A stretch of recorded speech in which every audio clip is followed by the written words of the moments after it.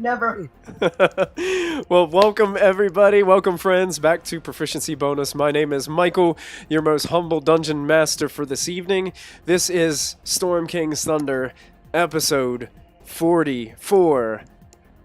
And we have got a doozy for you this evening. So I hope that you'll stick around, that you'll hang out with us, that you will chat away in a Twitch chat tonight, because we have got an exciting adventure lined up for you tonight as we continue trudging through Storm King's Thunder, 5th edition Dungeons & Dragons. And I hope that my players are ready for this. No. No, not ready. No. Definitely not. Let's rewind a week. Let's go back and play episode 43 again, right? There's a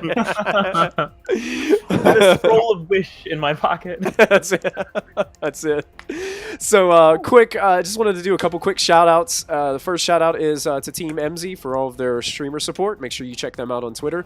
And also throw out a quick shout-out to Many-Sided Dice and Nightshade Creations for all the awesome Dungeons & Dragons resources and materials that they provide. Another quick shout-out to not only Twitch, but Streamlabs for sponsoring and allowing us to be parts of their affiliate programs. You can find more information about all these great partners and sponsors of our page underneath the video. You can click on links to take you to the website, or you can check out our Twitter page at ProfBonus to make sure you guys can stay in touch with all of them and to show them some support. Also wanted to let you guys know that we are officially backing a Kickstarter for the next couple of weeks. It's a Kickstarter from Flying Horse Duck. Yes, that's right. Flying Horse Duck. They are making these 60-sided, like, ginormous dice. Hey, thank you so much for the follow. I didn't catch the name. If one of you can catch the name really quick and throw it in the chat for me, God guys. of War 547. All right, God of War 547. Thanks for the follow. We appreciate that. Flying Horse Duck. If you type in !dice into the Twitch chat, what it'll do is it should pop up with a short link that you'll be able to copy and paste into your web browser, and it will take you to the Kickstarter where you can actually help back this project. I think it's already fully funded. So that means all you got to do is go in there and basically just pay for what you want. So it's going to be pretty cool. Just copy that. For some reason, my MooBot wouldn't let me actually link it without putting in the giant form link. So make sure you copy and paste that address, put it in your web browser, and it will take you right there. And you can go ahead. I think you can get a D20 or one die of your choice. I think it's like $50, but I'm talking it comes with the box, it comes with the bag. I mean, it is set up for you, ready to go. I'm hoping that we can eventually get to a point where we can do a giveaway of one live on stream. So we'll see if that happens in the future. Mystic Hour, hosted by Christy Mysticwater. I'm gonna go ahead and bring all our characters and all our players up here, so that way everybody can say hello. Everybody say hi. Hi. There everybody is. It seems like we're dropping cams and stuff like that. So if you guys are seeing our cameras get all wonky for a minute, it's just everybody's just trying to get situated with their cameras. So Mystic Hour was last night, and again, a wonderful episode. If you missed it, make sure you go ahead back, check it out. I think it's on Christy's personal YouTube, and we're going to have it on our YouTube channel as well for you guys to check out. So don't forget to tune in every Thursday night at 5:30 Pacific, 8:30 Eastern for that. Also, Matthew is running Tomb of Annihilation on Monday nights right here at Proficiency Bonus. So make sure you join Dungeon Master Matthew as he leads that group. Sarah is a part of that campaign as well. And they are having a blast going through the jungles of Chult together as one big happy family. So, I don't know. That might be inaccurate. And I tell you what, JJ, you are going to have to be careful with your position as playing Gizzard in that campaign, because Sarah was rocking it as Gizzard last week. Yeah, she was. I watched some of it. She was an amazing Gizzard. And, we've got... One quick job, JJ. That's the one thing I love about this channel is we've got people that can step up to the plate. Like Zoss role-playing Ashlyn was amazing. Yes. Like Zoss plays a really good Ashlyn Yeah. when she gets in there. Yeah, you guys deserve awards for that. You have my blessing. So That's awesome. So do you guys have? Do we have any other announcements that we need to get out of the way before we go do a quick recap of last week? Yep, I do. Okay, I do. Excellent. Go ahead. I just want to give it a huge thank you to everyone who applied for Dragon Heist. I think in the end, a tally, we ended up having 317 people. Oh my god! Wow, that is So- amazing. It has been absolutely hectic on my end going through all of those applications. They're all wonderful. Unfortunately, out of the 317 or so people, I can only have about 4 to 6. So you've made my life very difficult. Wow. Yes. Thank you, everybody who went through that process and filled out an application. We tried to make it as easy to use as possible, thanks to one of our viewers. I think MXLip90. Is that correct? Yep. Went through and Thank you very much, because that has saved my life. yeah, it made things so easy, not only for us but for the people applying. So thank you, MX, for going through that and helping us out, make that a really easy process for everybody involved. So thank you guys for Thanks, your Philip. interest. Yeah, thank you, Philip. Philip's been awesome. He's been hanging out with me on Thursdays before Mystic Hour. Yeah. we've been bouncing ideas off of each other. It's been fun. All Speaking of Mystic Hour, next week is going to be a VOD since I'm going to be busy. I won't be doing a live show next week, but the Okay. week after I will be.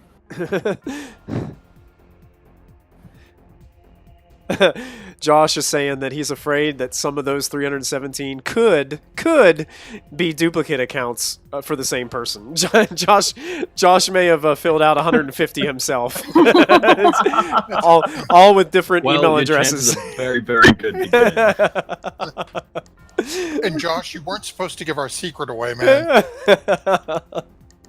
We spent hours coming up with that idea. And you just throw it out there in the frame like this, you know?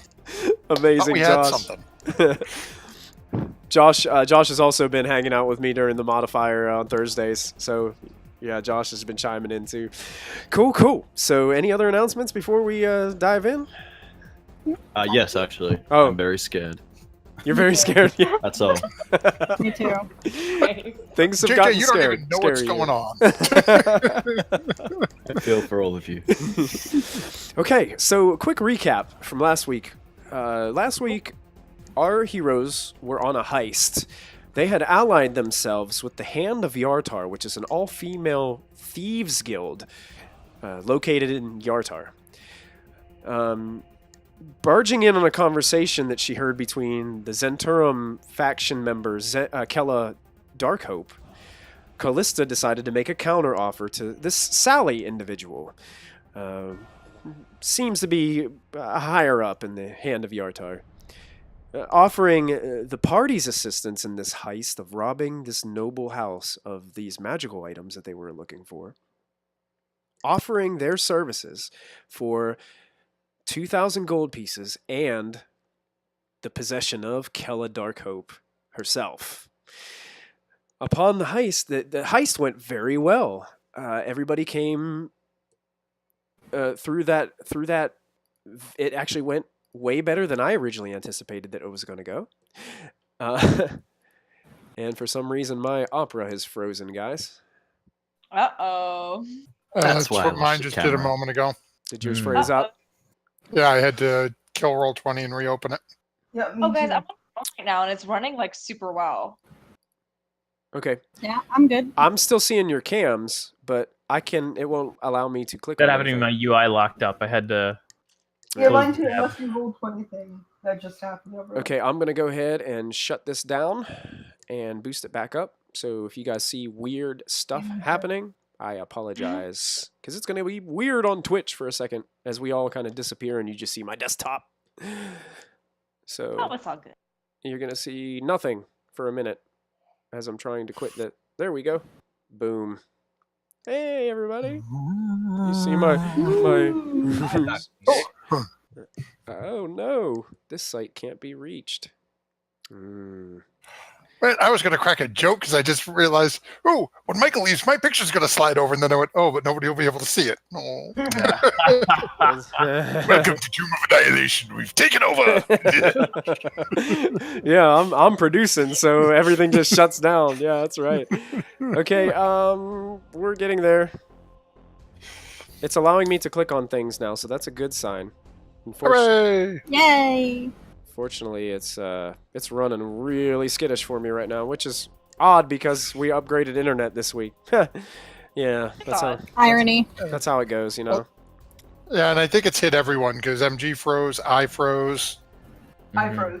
Okay, Sarah froze. so there we go. We are back. Fires. We are back to where we need to be, I believe. Excellent. So, upon return, oh, actually, when Molfin discovered the magical items in the carriage after Misty stepping in, and the party was able to kind of thwart all the magical essences that they found kind of all around this carriage house. And Molfin actually pocketed 2 of the items for himself, only giving the Hand of Yartar 2 what looked to be potion bottles. Hand of Yartar seemed to be convinced. Kella not so much, as Kella could sense that Molfin was perhaps hiding something from them, and was keeping an eye on Molfin the whole time that they were coming back. Upon making it back, the group decided it was best for them to make their way on. Diana and Ashlyn went back to the Despicable Lady to engage in a little bit of a pillow fight. And Molfin, Lachlan, and Callista were making their way back when Molfin decided to slip off into the darkness, making his way back around to go meet with Sally and Kella in the Hand. Well, Callista used her locate object ability to find Molfin's staff. Because she felt guilty. Because she felt guilty about everything that was happening and thought, you know, maybe she'd talk it out with Molfin. Seems like talking it out might be something that's going to have to wait. As when they returned, Molfin had not only sent 2 undead skeletons up to the room and barged into the room, but now he has summoned demons into the room. And that's where we left off the last week's episode of Storm King's Thunder. So, yeah, there was that. So I hope everybody's ready, because we're about to get down with this. So the story is told. Lachlan, you have made your way up into the hallway of the upper floors as you guys are rushing up. You rushed into the front door of the Dragon Tooth Inn. The old woman that sits down at the desk is just like, oh, what's going on? As you guys make your way, charging up the steps. You are now upstairs, and you see in the hallway that is lit by some candlelight that are on these like little glass lanterns that seem to hang all through the hall. You can see Molfin has just finished dumping a vial of some kind of red liquid in a circular pattern in front of the open door where the Hand of Yartar and Kella were there. Molfin is there standing next to one of the Hand of Yartar, and then all of a sudden, you hear nothing but horrendous screams of women. And these other horrendous sounds of something awful. It's from inside, this red glowing light appears to just extend out into the hallway for just a brief flash. What are you going to do, Lachlan?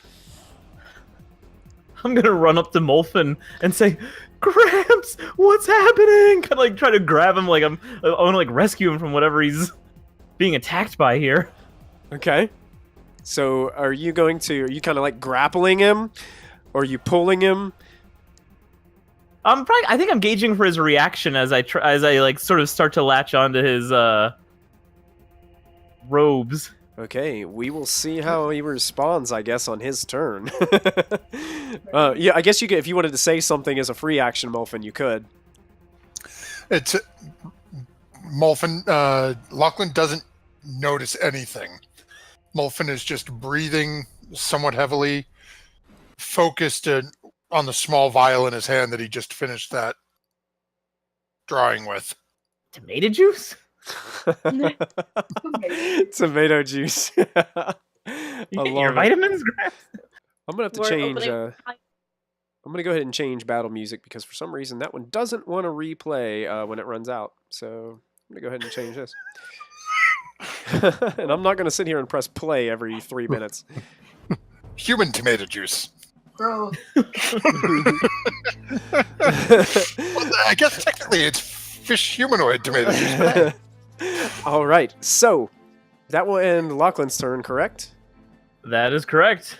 The demons get to go. So the first thing that's going to happen is this one over here along the wall is going to move forward 5 foot and use its special ability, which is Fetid Cloud or Fetid Cloud, which basically emits a 10-foot radius of this disgusting green gas that basically fills this entire room. It's lightly obscured, and now Lachlan and Molfin, you guys start to see this green, poisonous-looking haze start to emerge, and it smells awful. Terrible, rank, disgusting smell. Worse than the sewers that you just left not too long ago. So the creatures that start their turn in there are going to have to make a saving throw. So I will keep that in mind. His turn ends. Now the other ones are going to start launching their assault, as they are going to start attacking the people in the room, because they are hostile to everybody in the room. So one of these dretches is going to attack this young lady and is going to use its multi-attack, which are bite and claws. So here comes a bite and here comes some claws for this first attack. And it looks like the bite is going to make an impact. But the claws, she's able to dodge the claws, so the bite striking down for 1 piercing damage. As the demon connects, barely taking 1 tooth and breaks skin for that impact. The next one is going to attack the same girl, so bite and claws as well. And neither of those are going to hit, as it's as she is. You can just hear these horrendous screams as this woman just trying to dodge out of the way of every one of these. Two actually a bite and a claw attack to Miss Auburn over here. So we got a bite and claws. The claws will hit, dealing 6 points of damage.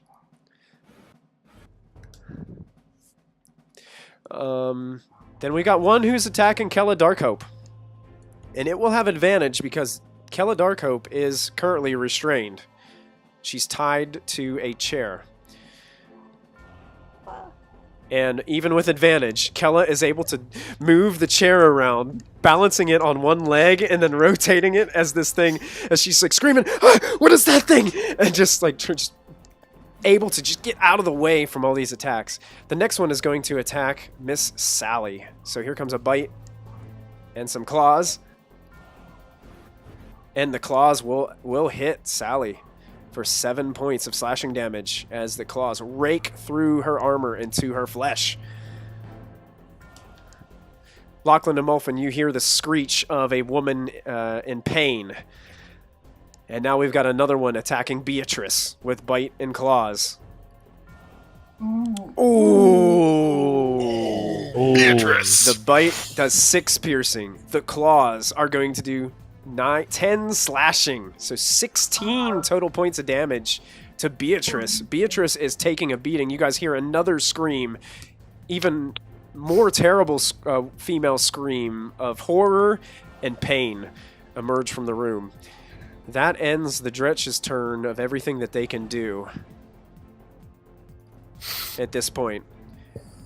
Kella Darkhope spent her first turn trying to loosen the ropes a little bit. She's now going to try to wiggle her way free. Currently the DC for this... Oh, come on, Opera. Stop being weird tonight. My goodness. She's going to use her acrobatics. Don't forget her con save. Oh, yeah. Let's do that first. The con save from the putrid, awful gas. Oh, this isn't good for Kella. She succeeds. She's able to keep her mouth completely closed, and all this gas, she doesn't inhale. She's like completely holding her breath during this time. She's going to try to get out of these ropes. And she is able to slip down out of the ropes. And she stands up right next to... Well, she can't really move because she's trapped. She's going to stand right in there, and that will end her turn. Callista. What would you like to do? You hear like there is something crazy going on in this room. Yeah, I want to go look at the room and see what I see. You're going to go look in the room? I just saw the room. Yeah, it is crowded. It's hard to see in because there's this hazy yellowish green smoke kind of filling it. But you can see these awful creatures in there, and you can just hear the screams of the Hand and Kella Darkhope inside. Molfin, what did you do? Is he going to respond? You get much the same reaction as Lachlan, as he is just staring down, the hand with the vial slightly shaking. Focused at the circle, doesn't really seem to be looking at anything. Okay, Callista doesn't know what's happening, but she knows that, well, one Kella's in there and a bunch of demons are in there, I guess, so I'm gonna cast Moonbeam in the room. All right. Okay, where exactly are you? Is it a 10-foot radius? Or is it a 5-foot? 5-foot radius, 40-foot high cylinder. Okay. So yeah, right in the center. Right in the Maybe middle. even- Yeah. Maybe even closer to Kella because I don't care. Okay, so you want it to be like these two Dretches, Sally and Kella? Like, Yes. in that spot? Okay, we can do that. Let me see if it will allow me to draw a cool circle on there. In the color of a moonbeam. I think I have to hold something. Hold Alt. I don't have Alt. Let's try Option. Let's see if that works. Mac either. Yep, I'm a Mac guy. I'm a Mac guy. Yeah, it is Option. And the DC should be Yeah. 15, not 11. I don't know why it says that. It should be 15. Yeah. Okay, excellent. So I'm going to grab this moonbeam and I'm going to put it... Come on, Opera, let me do it. Thank you. I'm going to put it right in here so it has a piece of all 4 of those individuals. Okay, and everybody this turn, do they make the saving throw right now, or is it the start of their turn? Yeah, right away. Right away. Gotcha. So the 2 Dretches, what saving throw is it one more time? It's Con. a con save. Gotcha. Excellent. Let's see. Oh. Okay, so here's 2 con saves for the Dretches. So one takes half, one takes full. One takes half, one takes full. So one of them is going to take 13 points. Mm-hmm. And the other takes like a 6. All right. So you hear terrible burning sounds from the moonbeam as you hear a little, almost like a dog yelp at first, followed by a guttural sound afterwards. And then the other takes half damage. So Kella's going to have to make a save as well. Con save. She takes the full 13. As you hear the scream, as this weird hissing sound from flesh being burned continues to resonate into the hallway. You can hear screams of pain, and Sally herself makes a con save. And she will pass, so she's going to Takes take half. So poor... Is that a full name? Scimitar Sally? Because that's pretty sick. Scimitar Sally, that's it, man. Scimitar Sally. All right, Callista, anything else you're doing during your turn? No, I think I'm just trying to like gauge what Molfin's doing. Okay. Yeah, that's it. All right, so that brings us to the hand of Yartar, the other ladies. Goodness.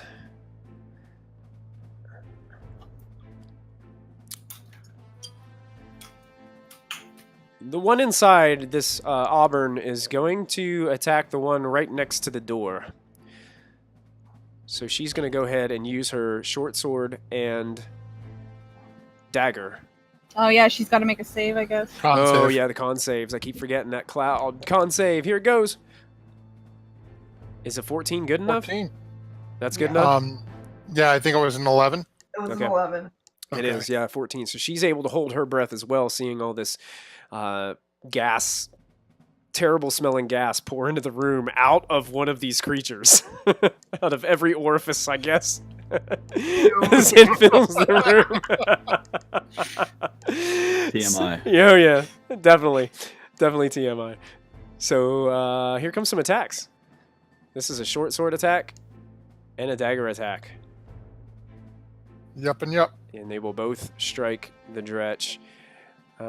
Short sword also, since the other enemy is 5 foot away, they do get sneak attack. So that's 5 piercing and 5 piercing, so that's 10 plus 2d6 for the sneak attack. Woo.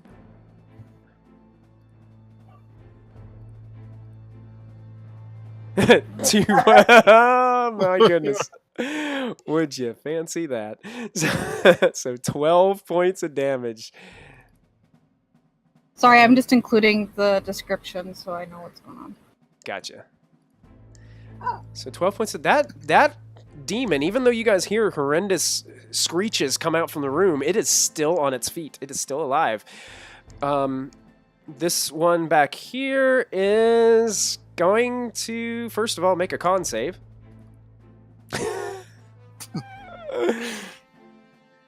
And will fail. So let's put a marker on her to let us know that she is now affected by this terrible poisonous gas and has disadvantage on her rolls. She is going to start heading towards the door. Unfortunately, she's going to take 2 attacks of opportunity from the Dretch. They're going to both try to claw her. And one will strike and one will not. So one rakes across her back as she tries to get away, doing 6 slashing damage to her. You guys are hearing nothing but terrible things come out of this room right now. And an awful smelling gas coming out as well. And she's going to try to strike the same Dretch that's kind of almost blocking the doorway. But she has disadvantage on both these attacks due to the gas.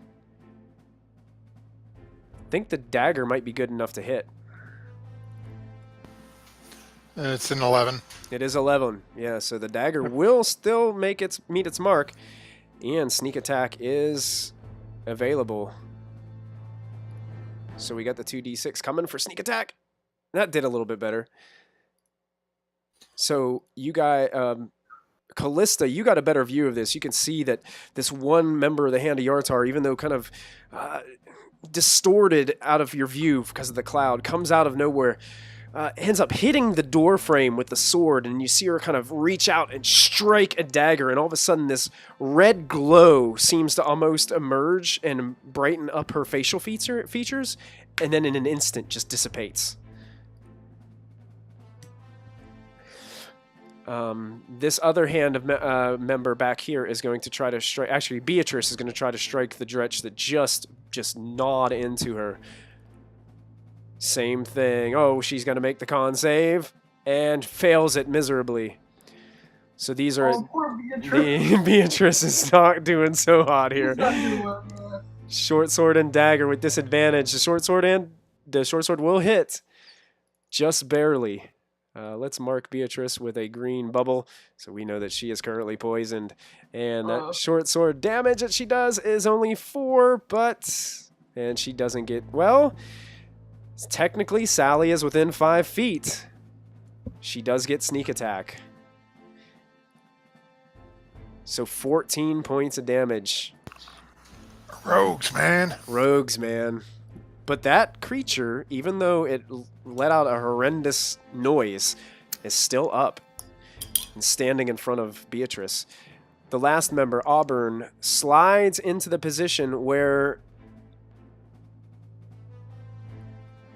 the other Dretch was and is going to try to strike this one next to her.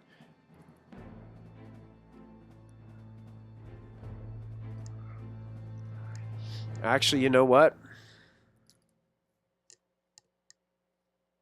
She's going to get out of the room. She's going to take 2 attacks of opportunity.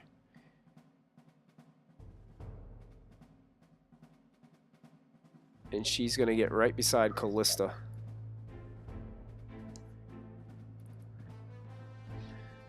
So she takes a... Oh, wait, wrong one.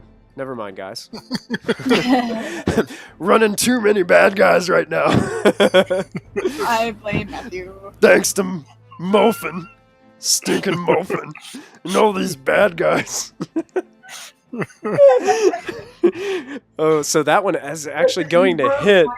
Please Barely. DM for the rest of the session like that. Why do you guys keep doing this to me?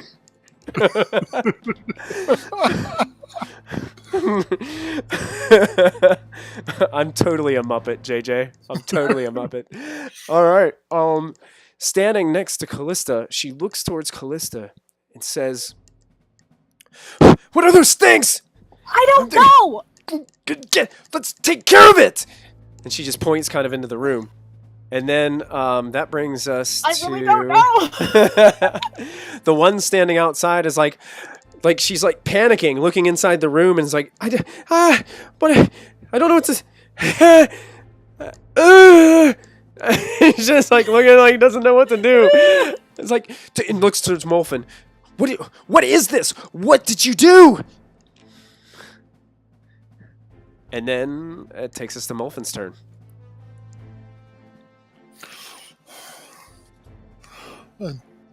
Much the same look that Lachlan and Callista have seen as they charged up, that sort of shaky, vacant expression on Molfin's face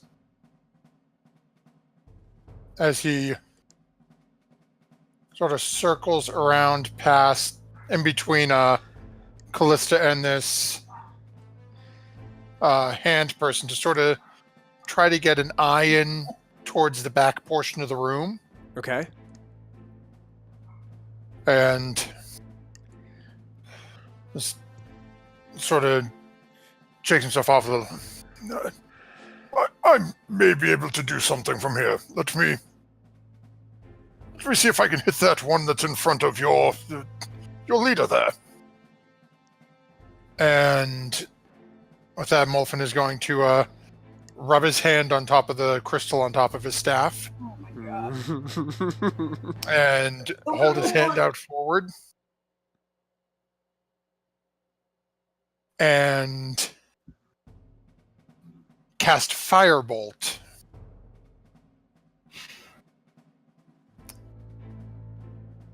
At Sally. Oh my god, here But we go. trying to Sort of play it off like it's just a bad shot.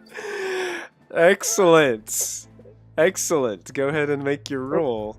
Not JJ says, not Scimitar Sally. as the firebolt. As that way, I think that's going to hit her. Yes. Did you turn to cold-blooded murder now? Go ahead and roll your Good thing damage, Molfin, Ashley's not there. as this firebolt shoots through the clouded room, through the moonbeam, I'd and be yelling. meets its target for 10 points of fire damage. I would have knocked you out with my staff long ago. Everybody hears the scream of Sally as she's left with a singed black mark on the front of her cloak and armor. Sorry. Apologies, I was aiming for the big thing that's dancing in the light in front of you. Make a deception check, Molfin.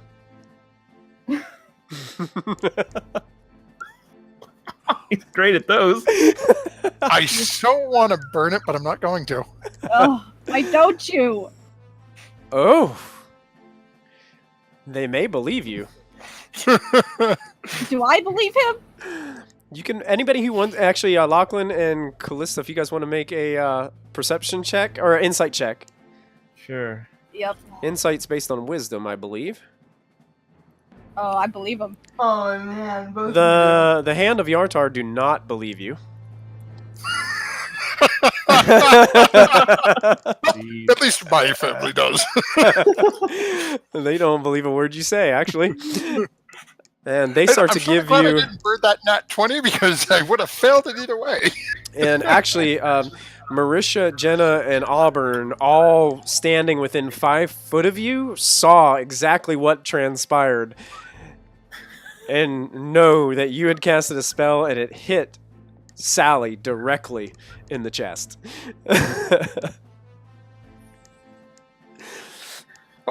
Nice knowing y'all. Oh my god. Okay. Is that the end of your turn, Molfin? Yep. This is terrible. Alright, Scimitar Sally goes. She's currently trapped, and at the start of her turn, does she take Moonbeam damage? Yes, she does. And it's the same. Is it the same damage roll, or do you have to roll it again? Good question. Just wanted to double check. I can't ever remember. I think it's a new roll. Want to just throw a quick shout out and thank you guys all for tuning in tonight. Thank you guys for hanging out with us. Storm King's Thunder, episode 44, underway with some pretty crazy shenanigans going on. Yeah. A little. There you go. So Yeah, so let's it's the see. same. It's the same damage. It's the 'cause same damage? 13. Well, no, because I just rolled a 13 again. You just roll 13 again. Okay, so she has to make a saving throw at the start of her 15. turn. 15? Yeah, I don't know why I keep saying 11, but it's 15. Gotcha. That's con save, correct? Yep. Fails. Oh my god. So Scimitar Sally is screaming in pain and is not looking very good, hunched over a bit as she unsheathes her elegant and glamorous scimitar. The blade, super hit that. clean and sharp. And she goes to attack the Dretch that's currently blocking her right in front of her. So let's see. What can Scimitar Sally do? Makes 2 attacks with her scimitar. That's what she's going to do. So here she comes. And that Does one's... she need to make another con save? Oh, she needed to make the con save for the... Stinking she- clouds. had to make 2 con And, Yep, saves. so the stinking cloud, she's affected. So this is disadvantage. So she will miss with the first attack. And she will just hit with the second attack.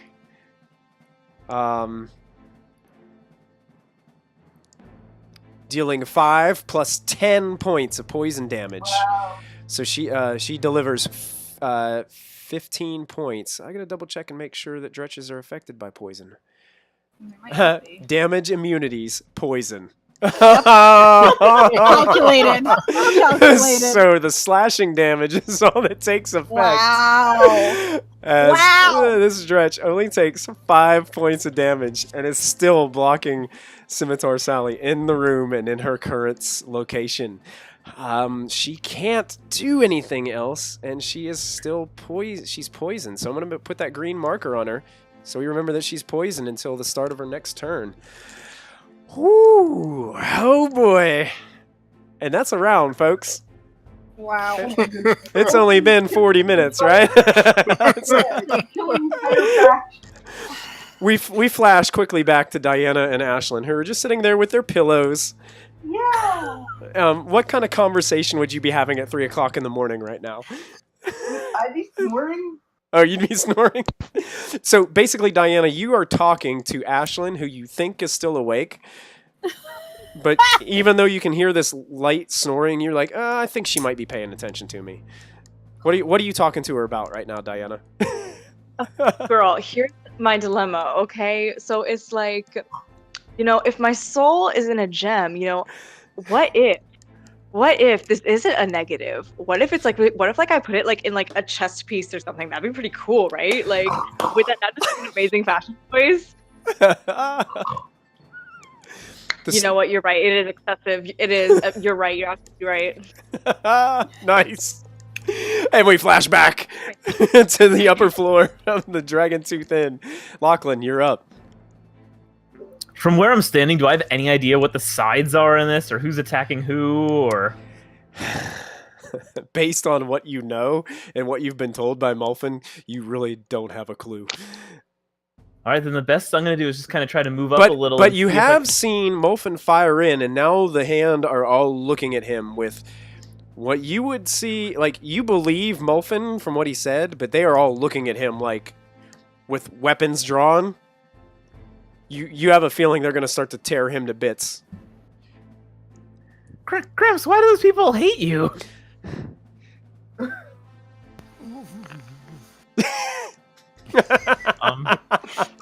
I want to pull out my crossbow and I'll hold an action to attack the first person to attack Molfin. Okay. Excellent. Are you going to stay in that spot? Because if it's Auburn, you'll have disadvantage on that crossbow shot. Oh, interesting. Yeah, I guess I'll kind of scoot back against the wall, like kind of, back against the wall, like. I don't know what to do. Yeah. Perfect. Anything else? No, that's it. All right. The dretches are up. So that cloud remains in the room. All three of them. This one's going to move over here and down next to Kella Darkhope. The ones that go through the moonbeam or are still in the moonbeam have to make con saves. Okay, will do. I'm going to move this one over. This one's going to move to here also to Kella Darkhope. This one moves up to Marisha. This one moves up to Marisha. These two are in the moonbeam and have to make con saves.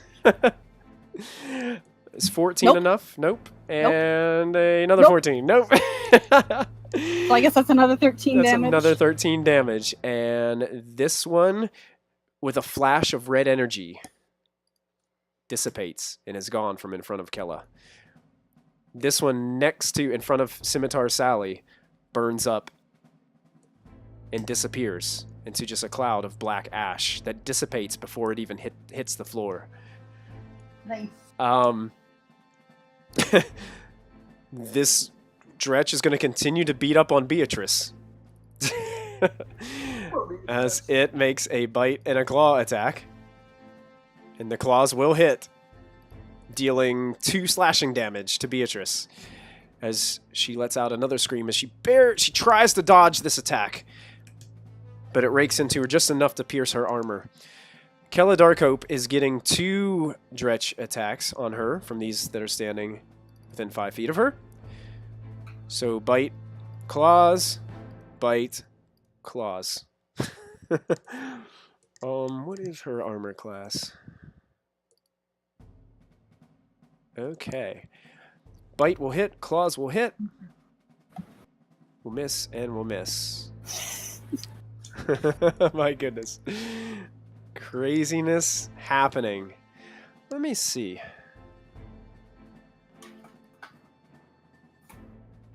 Oh, I forgot about this ability too. I'll have to remember that.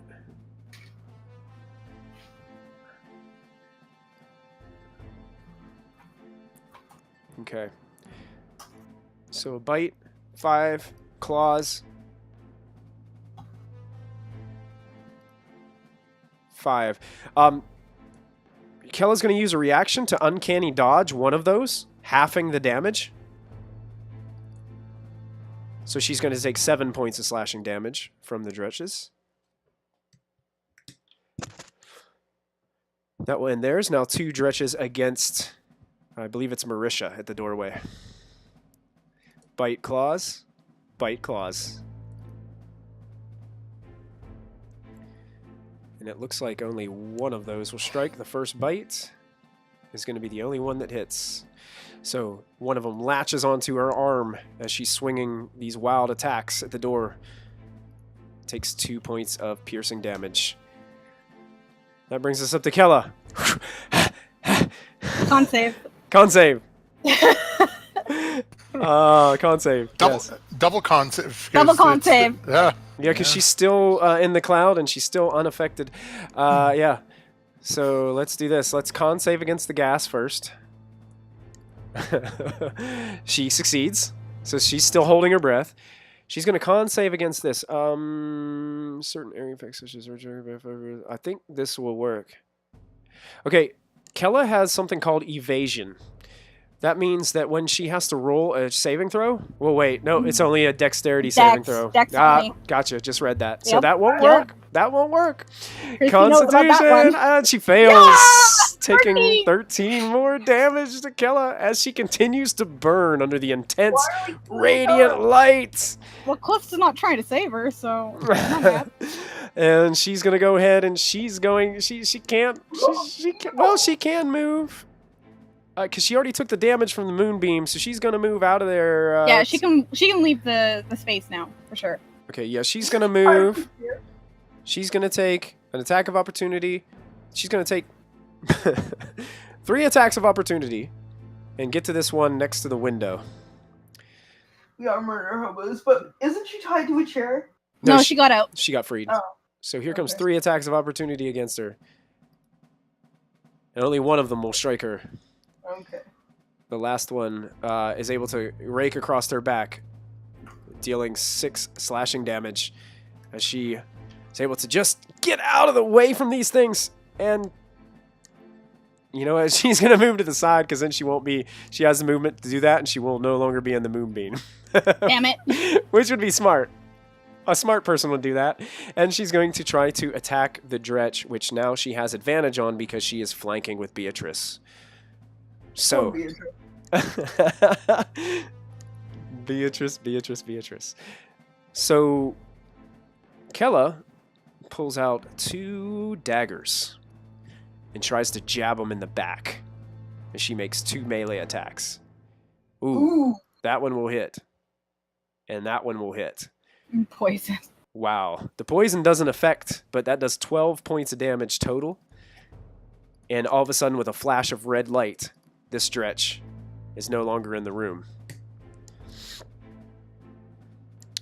And she will use, she had 5, 10, 15, the last of her movement to get next to the window, next to Beatrice. Callista, you're up. Okay. As a bonus action, I will move the moonbeam down towards the corner, Okay, so... like in the empty space between Sally and the Dretch. So right here? No, because that's all the hand, right? Right here? Yeah. Okay. So on the opposite side of, I guess, Sally. Okay, Or- so currently that wouldn't be hitting anybody if you put it there, because it's only 5. No, sorry, I had to move myself. In this part, if Yeah. I moved it here, would that hit this one? I mean, if And this one? you move it here, it'll hit both of them. Mm-hmm. You're basically putting it on a crossing point in between squares in order to hit. Oh, okay. So basically, that's what you're doing. If you put it in a square itself, it's just like a 5-foot radius, and they would have to Okay, like I'll put go it. into. I'll put it on these 2. You put it on those 2? Okay. Yep. Yeah. So Yep, you're yep. putting the beam, and then immediately they have to make a save, right? Yes. Okay. Perfect. Here comes the con saves. That will fail. So I will reroll. That will for the fail, new right? Round. Yep. As their bodies just all of a sudden get consumed by this energy, Ooh, taking 18. 18. Wow, and 18 is I all should've they put on have that. at full health. So both of those Dretches burn up into a red blast of fiery energy and disappear Good from the job. room. Okay, so God. that's my bonus action because I just needed to move it. I'm going to actually hold my action with produce flame to anyone that's going to hit Molfin because yeah. Okay, holding your action to produce flame. Yep. Excellent. Okay, Cloppity says in chat, this is exactly what a mage says before becoming a lich. So I think Cloppity in chat feels that Molfin is on his way down a dark path of no return. You're not wrong. I think we have to have an intervention. Intervention. Oh yeah, like Mobi and Lachlan had that one time on the Cloud Castle. It was I great. didn't get there yet. Okay, so that ends Callista's turn as she's preparing an action. Now it's the hand of Yartar's turn. Marisha has 2 dretches right in her face. She's going to try to attack the one next to her. She won't get sneak attack advantage on this one, but she's trying to get them away from her. So here comes a short sword. And a dagger. And I believe they're no longer poisoned. It's at the start of the next turn that they're no longer poisoned. If they're not in the room, yeah. Oh, if they're not in the room. Because if they're in the room, they have to make another save. Oh, yeah, they do. Let me go ahead and make a con save for her. Oh, wait, that's the dretch. Excuse me while I screw this up again. This don't stink too bad. As the hand of Yartar fails again, so she has disadvantage. So that short sword is going to miss with a 1, and the dagger is also going to miss as she tries to get rid of this dretch. And she's going to take 2 opportunity attacks and run out of the room. 5, 10, 15, 20. She's going to start sprinting down the hallway. And she gets to here. But unfortunately, the 2 dretch creatures get to try to swipe at her.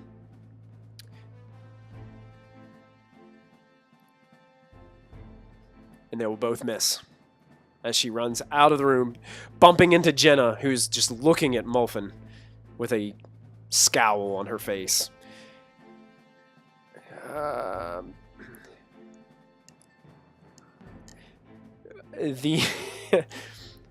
Jenna is going to immediately draw up her sword and dagger and go to make an attack against Molfin. That cues Lachlan and Callista. You guys can go ahead and I'm fire. gonna use my advantage. All right. As Jesus. yes.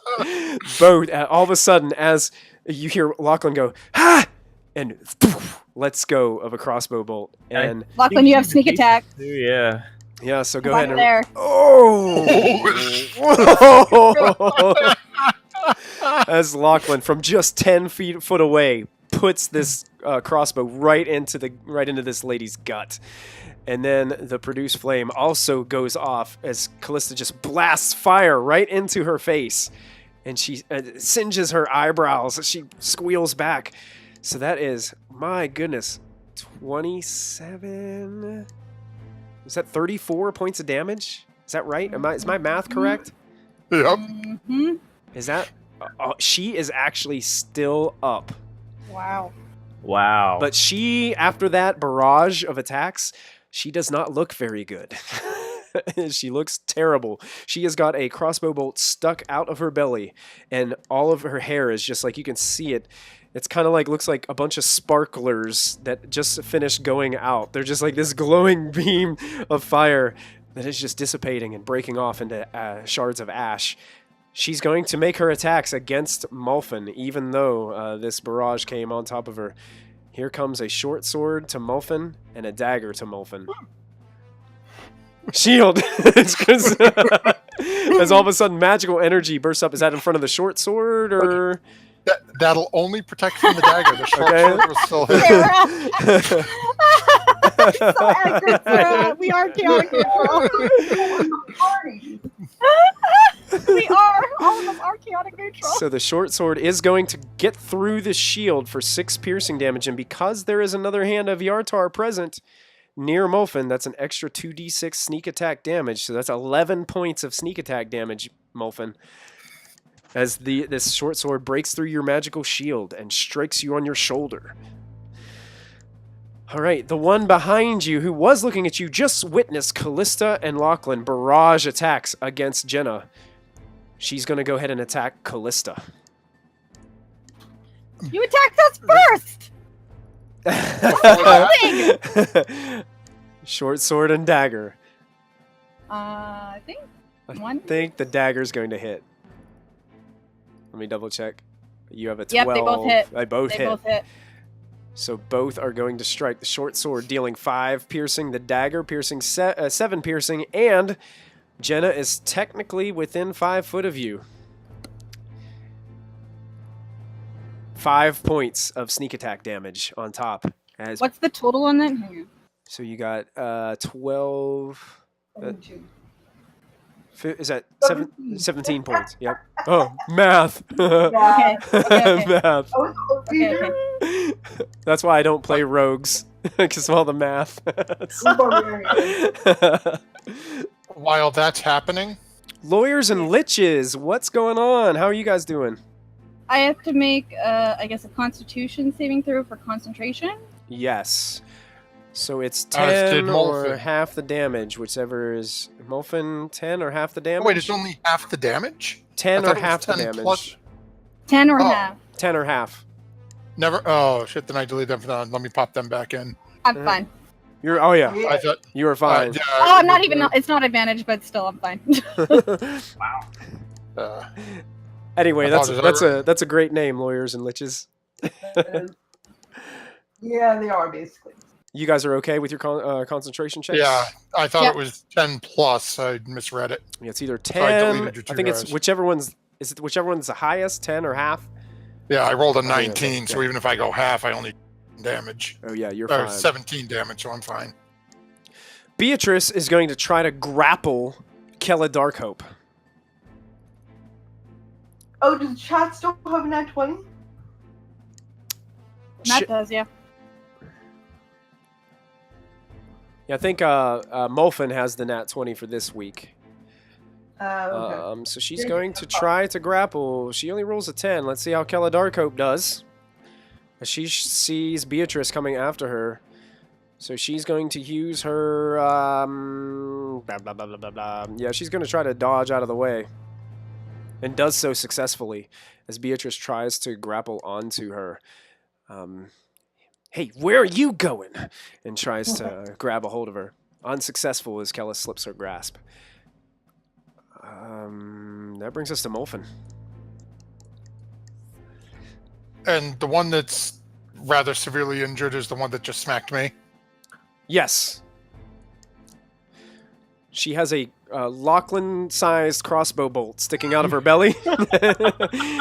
And it is bleeding profusely all the way down her legs. I just got that, Jay. Well played.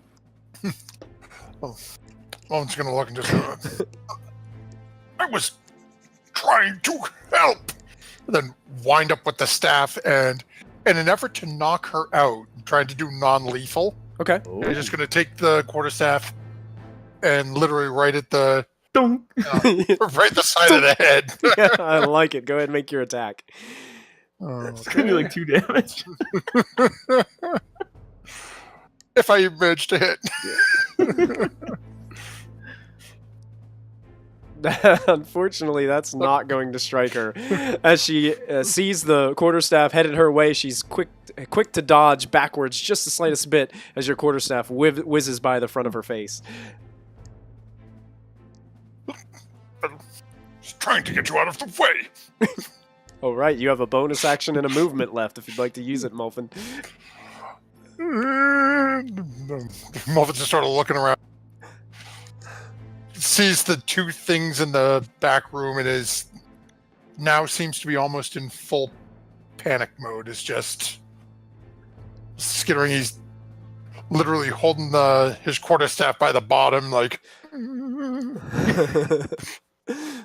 Gotcha. And that will end your turn? Yep. All right. Let's go to Miss Scimitar Sally. Seeing that there are still these creatures in the room, she's going to avoid the terrible glowing in the room that keeps burning her flesh. And she's going to run up to this side of the room and she's going to attack this Dretch as she heads up to the creature. Here comes 2 attacks with her scimitar as she slashes away. First one will strike. Oh wait, she has to make the con save to see if she's still poisoned, and she is. So even with disadvantage, one will actually make contact, and we'll do 9 slashing damage to this dredge at the top. It is still alive, but you can tell it took a big hack with this sword right across its back. And that will end Scimitar Sally's turn and bring us up to Lachlan, who just put a crossbow bolt into Jenna from the hand of Yartar. Did we lose MG? Yeah, his connection was acting up. Okay. Man, we're getting all kinds of technical difficulties tonight for some reason.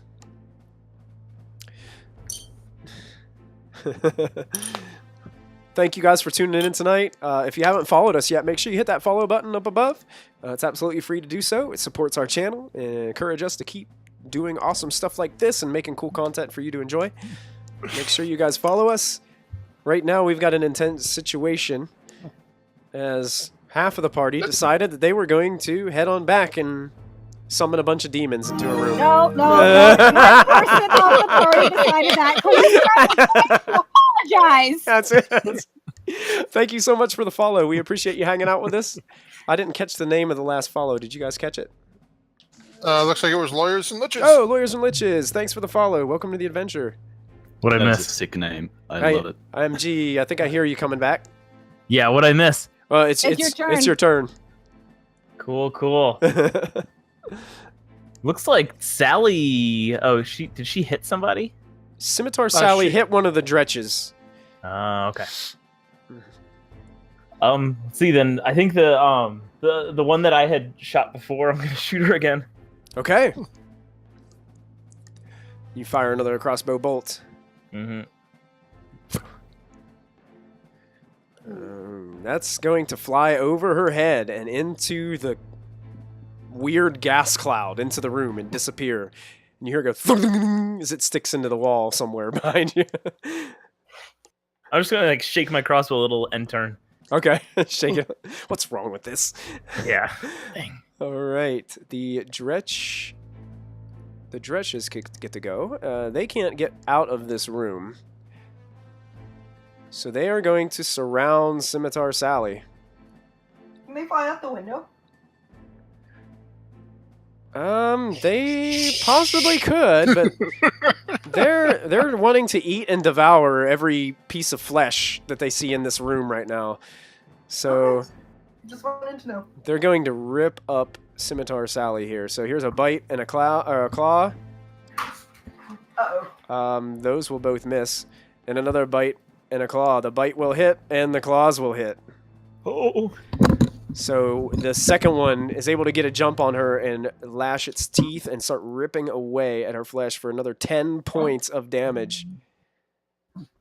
Oh my, Scimitar Sally is not looking very good, folks. She is gripping her arm in pain. Blood is soaking through her cloak. And that will end the Dretch's turn. Bringing us to Keladarcope, who, dodging the grapple attempt, is going to try to break the window. She's just going to open it.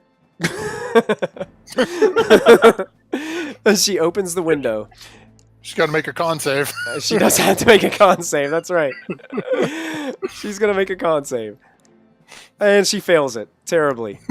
Oh my god, another nat one. So Wow, she is poisoned from she's been holding her breath so well, and all of a sudden as she opens up the window, she thinks she can have an opportunity to take a breath of fresh air, and she goes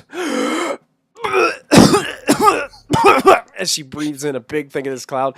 She goes to rush out, and being on the second story, she's looking for any kinds of hands or footholds in the side of this structure.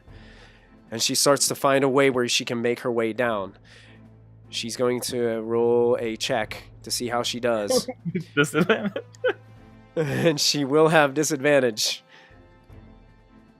Oh, no. Oh, no. Another nat one. She's going to try to make a strength saving throw. and slips Ooh. and falls Yes, 2 yes, stories down to the yes. street. All of a sudden, ah! You guys hear like just the faint noise of somebody fall. That's gonna be Was that 2. Kella? That's 2d6 damage, 8 points of bludgeoning damage as she slams Brutal. onto the alley between 2 structures and is prone in the street to end her turn. It's like a bar fight in the saloon. Callista, you are up. Okay. Well, Lawyers and Liches, it is raining nat ones tonight. I mean, I've been rolling them like crazy. I'm gonna move as a bonus action, I'm gonna move the moonbeam Okay. right here so it gets her Okay. Nice. and not Molfin. So you're just gonna move it right here, per se? Right here. Right So in the just doorway. Right in the doorway. So it's just gonna hit her. Yep. So she needs to make that con save. Here comes Let that. me roll again to see the damage. She's gonna take it all. Jesus. Oh, it's only 3. It's only 3. I rolled bad. Oh boy, she's still up.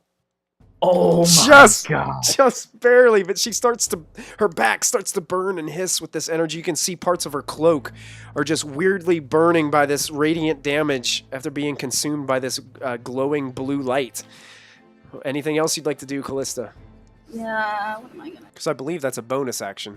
Yeah. Yeah. Well, as my action, I'm gonna wild shape.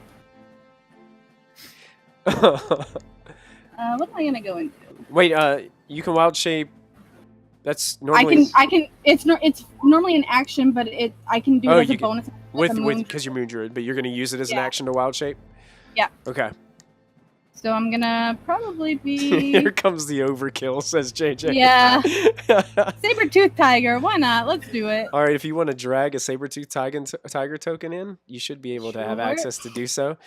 And I'm just going to go ahead and Jesus. Sorry, Lachlan, you're we're going being to put pushed back. Callista on the GM layer. I'll just Smashed against the wall. Oh, I can't see anything. I'll- Oh, okay, never mind. I'll put your token back on. We'll just remember that you are actually a saber-tooth tiger instead of Callista.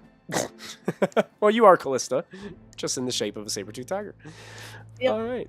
And that ends your turn?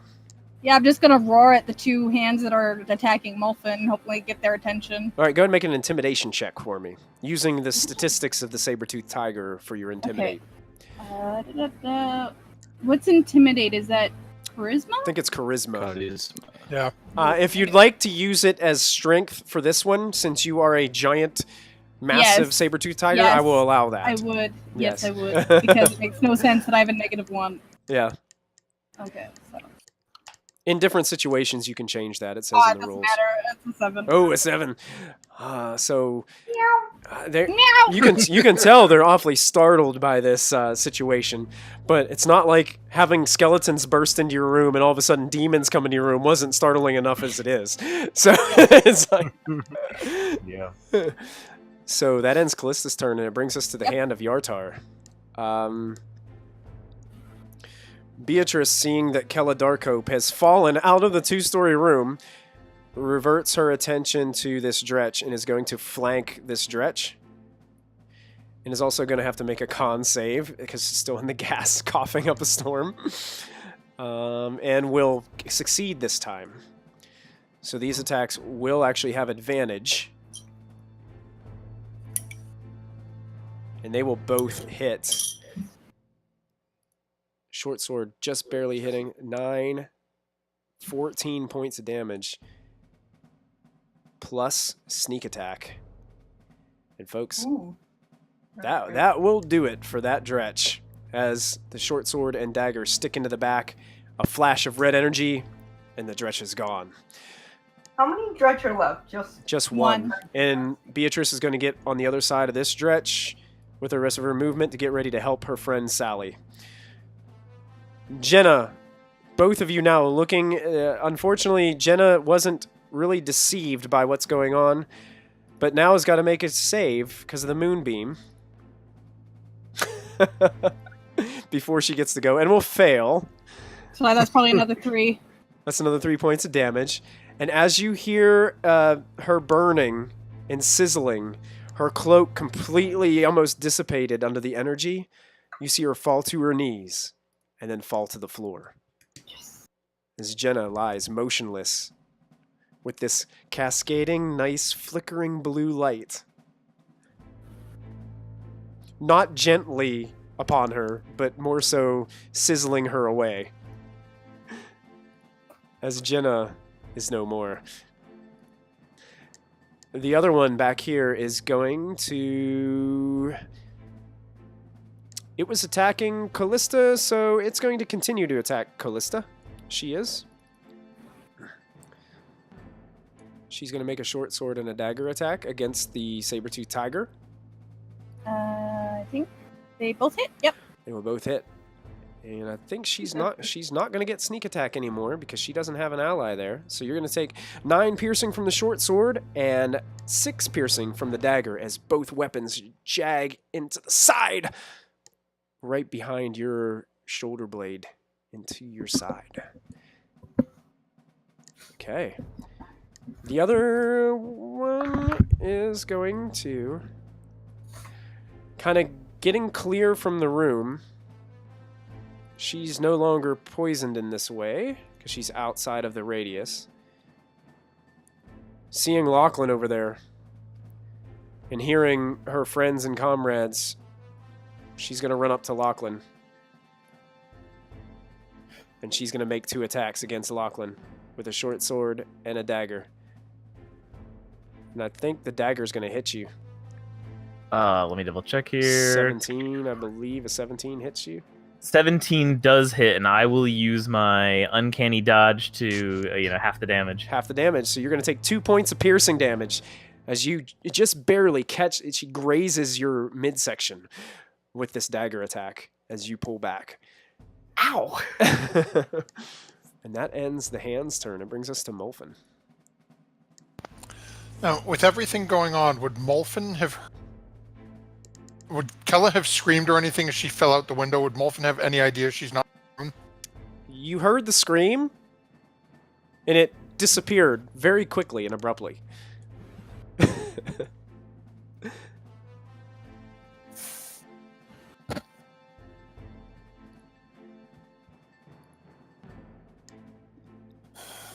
Okay.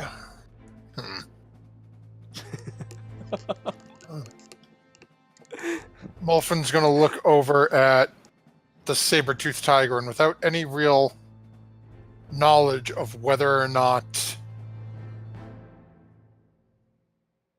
Callista can understand, and remembering the room, say, well, I'm not entirely certain, well, if you can even understand me at the moment, but... You see an eye roll. Fair enough. It's rolling. The saber-tooth tiger is currently rolling its eyes at you while it has a short sword and a dagger stuck in its side from one of the members of the Hand of Yartsar. I believe Kella may have just gone out the window.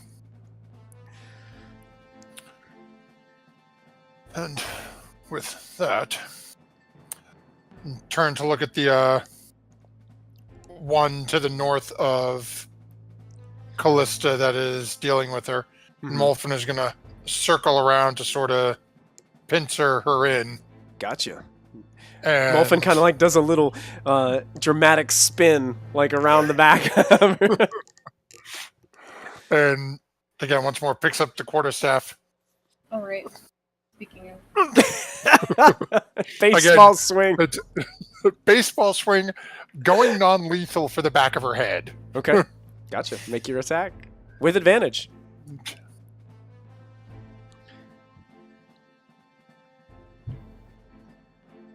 That will hit. Go and roll your damage for your quarterstaff. As you My connect. moonbeam's still up, by the way. Moonbeam's still up. Good. That's excellent. And This is gonna do like Oh, one bludgeoning. it's 1d6 plus 1, so... Yeah, so bop you take it. Ah! You crack her in the back of the head. She just kind of looks over her shoulder and looks at you with an awful scowl.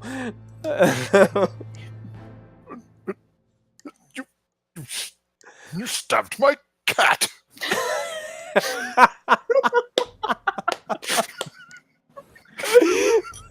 Does that end your turn, Molfin? Yes. Oh, Scimitar Sally gets to go, and first of all, she is going to make another save as she is still in the putrid gas. The awful, awful gas. She makes the save! What do you know? Scimitar Sally is no longer under the awful poisonous effect and will attack the Dretch in front of her because she's not looking too good and needs to get out of here. Scimitar twice. That will hit. That will hit. It doesn't do poison damage, but it will do 4, and that'll be 10 points of damage. That might be enough to take this Dretch out of the equation. Let us see. Yes. All of a sudden, with the last flash of red light, all of Molfin's summoned demons have been dealt with. And Scimitar Sally, using her movement, hearing the commotion in the hallway, looking towards the window,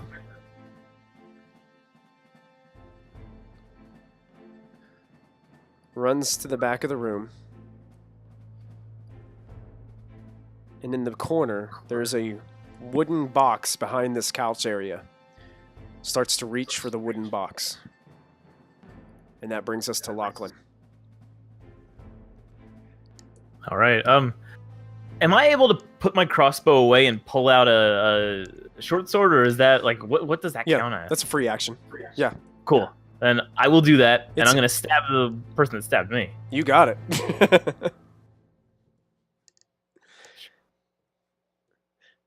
Yes, that will hit. All right, and I think Do you- Sabertooth Tiger's adjacent, right? It is. So you get sneak attack. Do you have 2 attacks? What? Do you have 2 attacks? Do I rogues should have only that? have one. You only have one? I Okay. only have one. Just double checking. Okay, go ahead and roll your damage. Ow! So 20 points of damage as you drive. Don't the stab sword. me! She screams in pain, taking the sword to the gut. You see blood starts to pour out. And all as you pull the sword out, it's covered in blood, and you can see that she is not doing well, but she is still standing in front of you, Lachlan. Before I end my turn, I just want to say, like, why are you attacking us? And then that's the end of my turn. She just is a free action. She points over towards Molfin. Attack Sally! He attacked Sally. You were all his acquaintances. You're all gonna die. Gramps. And the Dretches are gone. Kella Darkhope stands up, using half of her movement. Brushes herself off a bit. Sheaves her daggers. Looks one way down the street. Looks the other way down the street. Casts a quick glance back up at the room. And then starts sprinting down the street. Using half of her movement. 10, 15. And then her action to dash. She's basically just off of this map. Callista, that brings us to you. Okay, which one looks more hurt between the 2 on either side of me? Whew, the 2 on either side of you. Let's see. The one next to Lachlan looks pretty bad off. The blade, the swipe of his short sword looked like it hit the mark pretty well. But the one in front of Molfin, how's she doing? One in front of Molfin looks like she's just perturbed because somebody just hit her in the back of the head with a stick. Okay, I want to do non-lethal damage to this one. Okay, To the one by Molfin. gotcha. Am I believing what I'm hearing? This is the first time I've heard Callista say non-lethal. Please, someone clip that right there. I hate you! Make sure you clip that, because that might be the only time that ever happens. I love it. You guys suck. We love you, Callista. I'm gonna claw this one. All right, it's getting clawed, and that will hit. Go ahead and roll your damage.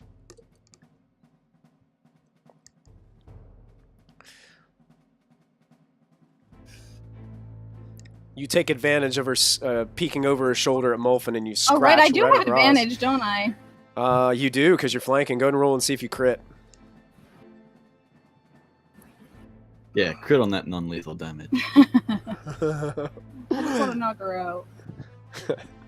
Nah, I'll take the first one. Oh, yeah, you better. All right, so 14 points of slashing damage as you rake across this member, Auburn. And as my Happens to have red hair. As my bonus action, I'm going to move the moonbeam. She's not looking too good now, Callista. You're going to move the moonbeam? Yeah, I'm going to move it to the one behind me on Lachlan. Moving it back here? Mm-hmm. Not, just kind of just right there? Or do you want to put Touching Lachlan? You can put it on Lachlan too if you want. No, I'm not going to be that way. I'll be nice. All right, so she's going to go ahead and make a con save. Yep. And she's going to fail and take 11 points of damage. Is this non-lethal moonbeam damage? I don't know if I can do that. I'm not sure. I would like to, but if I say that's up to you. If how spells work. Okay. I would say if you wanted to, that's fine. Yeah, I want to knock her out. Yeah, because you do enough damage to take her down to 0. So Okay. as the moonbeam starts to sizzle her flesh, you can see that she just faints and passes out onto the floor and is unconscious. So we will put that mark on there for unconscious at 0. Okay, anything else? Nope. It's my turn. All right. That brings us to the hand. So, looking back and forth, Auburn turns around and is going to make 2 attacks against Molfin. Matthew, are you with us? Yeah, I had to reload roll 20. It froze on me again. Gotcha. Does anyone have exhausted's camera? Yep. Uh, Maybe reconnect. I don't see Matthew, but Molfin, it looks Yeah, like the dagger is going to hit you. Oh, okay. And as the dagger hits your flesh and digs in for 5 piercing damage. And she just looks like she has a lot of rage in her eyes towards you, Molfin, knowing that you possibly cast a spell against her leader. Killing people with a bloody accident. Beatrice is going to go ahead and make a saving throw because she's still inside the cloud. She will pass. And she's going to move out of the room, seeing all the chaos. oh great, my roll. Well, actually, she's gonna stop at the doorway, look out, see a giant saber-toothed tiger there, and then just immediately turn back around and head back to where Scimitar Sally is. No. And she turns around and walks the other way and heads over, and she starts to help Scimitar Sally start to pull something out of this. It looks like an elongated wooden box that was back behind the couch area. So that will end her turn, and it becomes Molfin's turn. And how is this individual in front of me looking? Not very good. The last swipe from the claws of the saber-toothed tiger looked like they hit their mark. That's right, lawyers and liches. She nopes right out of there. That's right. he's thinking the same thing. With my mind. So Molfin's going to look at her and say, "Will you people not listen to me?" Up over the head and bring it down. Okay. Go ahead and make your attack. You have advantage because you're flanking with a saber-toothed tiger. Come on, roll 20. Did you roll for me? Yep, 22. That will strike. Go ahead and roll your damage. Yeah. As you do 5 bludgeoning. So it just gets just a barrage of these quarter staff attacks from a little gnome wizard. Listen to me, blast you people! You see a little blood start to leak down the top of her forehead. She is still standing in front of you, but she does not look very good. So looking in pretty bad shape, Molfin. What else would you like to do your turn? Molfin's going to stay where he is and just keep brandishing the quarterstaff in front of him. Hands a little shaky. Nice. Scimitar Sally. It's her turn. She's still in the cloud. This stinking cloud. It lasts forever. Oh, she rolls in that one. Wow, Michael. Oh, man, you guys. I tell you what.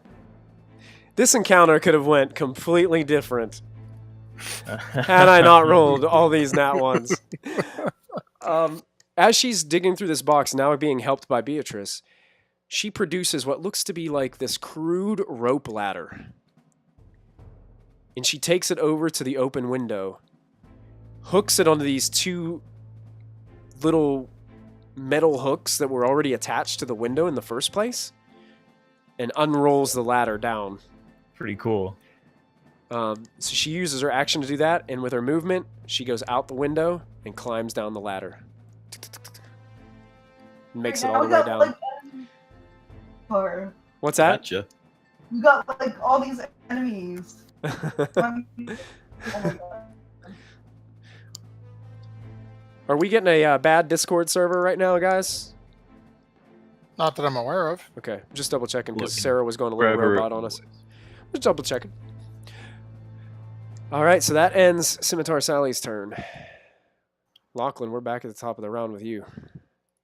All right, one left up here, right? There's one left that Lachlan or Molfin keeps beating on with his quarterstaff. It's a top. I'm gonna run up and bop her in the head with the hilt of my short sword, trying to do non-lethal damage. You got it. Make your attack. Oh yeah, definitely. So Gnomes are weak. So, Pop it, twist it, pull it. Molfin, you get really excited because after you bop her in the head and you see this blood kind of roll down, you see her start to like get dazed all of a sudden, Oh yeah, sneak attack. and then all of a sudden you hear another impact, and then she falls on her knees and then plops down onto her face in front of you. And Lachlan is standing right there. Well, Kella Darkhope uses her action and bonus action to sprint and dash even farther off the map. Lachlan, were you done with your turn, or was there anything else yeah, that you wanted I was to done do? with my turn. I just wanted to double check, make sure. Callista, you are up. I'm gonna use my bonus action to put the moonbeam right out the window, and it's a 40-foot cylinder, so I'm assuming that's gonna hit her. It will. Are you going to put it in between her and Beatrice? Yep, right out the window, so it hits both of them. Non-lethal if possible. Non-lethal if possible. Okay, so we've got a moonbeam all of a sudden appearing halfway through the wall of the Dragon Tooth Inn, singeing Scimitar Sally and Beatrice. Let's see. First of all, we'll do Beatrice's roll. Con save. That will pass? 15? Yep. Okay, so she's only going to take half. Scimitar Sally, let's see how she does. Con save 20. She makes a save. They will take half of 9. Half of 9. So that's going to be 4 points. 4 points of damage to Beatrice, who cries out in pain once again. My goodness, Scimitar Sally is not looking good. She's still up, though. Anything else you'd like to do? Yes. Let's see what they're...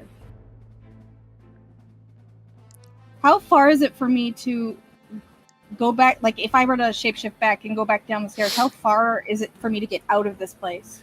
Like, how many feet do I my have goodness. to run? You're going to have to run a good ways. Just to get down the steps is going to be 5, 10, 15, 20, 25, 30, 35. It's like 40 feet to get down the steps to the front door. Mm-hmm. Plus, you're looking at 5, 10, 15, 20, 25, 30, 35, 40, 50 feet to get to the stairway itself. So you're looking at 90 feet just to get out the front door. Can my tiger form get through that door to get in the room? Unfortunately not. It's only a little over... it takes up a 5-foot square, and you are a large creature. You wouldn't be able to get through there. Okay, I'm going to drop form Okay. and go into the room. Okay. So you can go. We'll go ahead and we'll take Saber-Tooth Tiger off the map. Yep. As you enter the room, there's a cloud of this smoke. You're going to need to make a Oh, right. Constitution save. Do not go in there. Yeah, exactly. Do not go in there. Woo! 19. You make the save, so you're able to hold your breath as you walk in. And you can see that Beatrice is standing next to the window, kind of holding on to a rope ladder, and looks back at you as you enter the room. Can I, as a free action, talk, or is that gonna give me poison? You can, yeah. Okay. What is your business with Kella? What do you mean, what's our business with Kella? She told us that you guys were cheating her. That you were cheating us. I know that wizard has some of our property. So why do you have her as a prisoner? Just because we don't trust her. Just like you don't trust her. Can I insight check to see if there's anything more to it, or if it's just simply because she told them, like, because she ratted Molfin out? Yeah, sure. You can make an insight check. Mm-hmm. I believe her. As far as you can tell, you believe her. Kella basically ratted Molfin out, trying to gain possibly an upper hand with the hand, and they just didn't know who to trust. Okay. Well, for my final, I'm like, well, she's mine. You leave her to me. That was the deal. She's like, she's already long gone by now, I bet. I'll find her. Okay. Is that all you're going to do? Yeah, I'm just gonna use the last of my movement to get right up beside her and look out the window, basically. Okay, basically you look down and Scimitar Sally's there almost like one-handed, like kind of crawling off the sidewalk. She looks so bad right now. She's just like, you can see like blood stains like marking along the area, and your moonbeam is still just radiating down on top of her.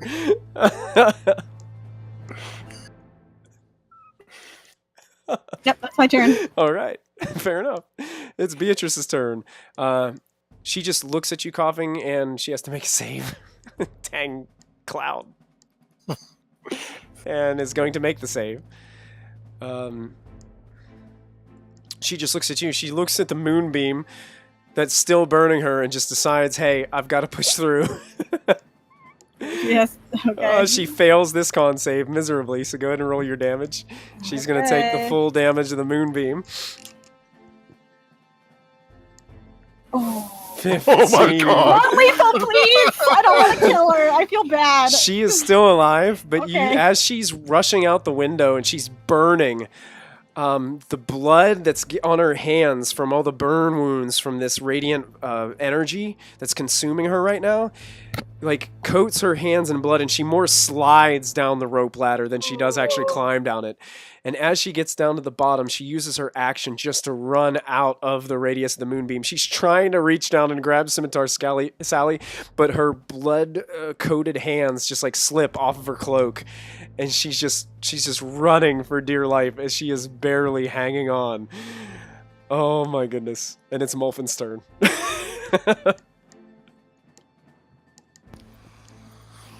And Molfin is Quick, let's be merciful. Inflicts radiation burns, says lawyers and witches. God, man, that's wrong. I'm not gonna lie. That's awesome. Molfin is just looking down at the ground over by the door, and in somewhat of a stupor, literally just starts walking. Walks past Lachlan. Gramps? Is going to use his action to just dash and just keeps Okay. walking. Okay. It's that same sort of vacant look on there. Lachlan would notice as he walks by, a small glass of ale falls to the ground and assumedly breaks as it hits, as he's just walking. Excellent. That brings us to Scimitar Sally. who must make a save because she is still currently in the moonbeam. Oh no! She will fail. Oh no. That's 15. That's 15 half. Yeah. No, not halved. That's 15 full. Non-lethal, yeah. please. Yeah, she is unconscious Okay. as she basically gives up. Just a lack of energy. Oh, I put -0. That's smart. Way to go, Dungeon Master Michael. She is now lying there, unconscious. Lachlan, technically Beatrice is still in play here, so we're still in encounter. What would you like to do? Yeah, it sounds like there are witnesses getting away, so I'm gonna, let's see, I can go 5, 10, 15, 20, 25. I think I can only get 25. Oh, and then I can use my bonus action to dash 5. Where is first, I need you to make a Constitution save as you run into the room. That's right. This is gonna be bad. You are fine. You're able to hold your breath as you're going through this nasty yellow-green. Yes. And where's Beatrice in relation? She She's at got down the bottom rope of ladder? Yeah, she's at the bottom. You're looking at Callista standing there, looking out the window, and you can see the rope ladder just draped over the edge of the window. With my movement, could I get down the rope ladder with her? It would be about 25 feet to get down the rope. Down the rope ladder. Okay, and you would go into the moonbeam. I haven't dropped it yet. Yeah, the moonbeam is there in front of the window. not a problem. Can't have witnesses. So I'm going to go ahead and go do that. Oh, but she's pretty far down there, isn't she? She's 25 feet down and then another 15 feet away. Another 15 feet. All right, well, fair enough. Not realizing it, I will go down into the moonbeam there on the ground. All right, go ahead and make a con save. Oh, gosh. As your flesh starts to singe just a little bit. 15. You'll take 15 radiant damage, Lachlan. 15 That lethal. hurts. Yeah. Lethal. Yeah, she changed it to lethal when you went through it. I die. No. And then I think I can't go any further, but seeing Beatrice getting away, I want to take my short sword, chuck it at her. Are you going to throw your short sword? Yes. Okay. Make a dexterity check with, this will be disadvantage because you're throwing a weapon that's not supposed to be thrown. Sure. All right. A dex, just a pure dex? Yeah, it'd be just, because you wouldn't be proficient at throwing a short sword. Okay. That's a natural one. That's a natural one. So, yeah, you go ready to throw it, and it is the worst throw that you've ever. It just and just disappears into the dark alley somewhere. Go, Emily had won. That's the end of my turn. You just hear metal clanking off stone somewhere in the distance. All right, Kella Darkhope continues to dash. Callista, you're up. Okay, I will drop concentration as free action on my moonbeam. Okay. So the moonbeam dissipates. Mm-hmm. That's convenient, isn't it, Lachlan? Oh, yeah. Great time for that, huh? Look around. You're the one who went through it! Oh, I guess I have to make a con save on poison. Yep, you're still in the gas. Con save. Oh, there's my nat one. Oh, yeah, you are now taking in this terrible poisonous gas. Well, I'm going to use my movement to go down the ladder. All right. So you are all the way down at the bottom of the street. You can see that Beatrice is basically limping away from the shenanigans. She turns around. She sees that Scimitar Sally is laying there on the street unconscious, and you can see this sense of panic in her face. I'm so conflicted right now. Actually, Lachlan, I like what Lawyers and Liches said in chat better for your Nat 1. When you do the wind up, the short sword just flies backwards. It just goes. you hear the ting of the metal, and you think it went you went on with the throw, and you think it went forward, but it's actually behind you.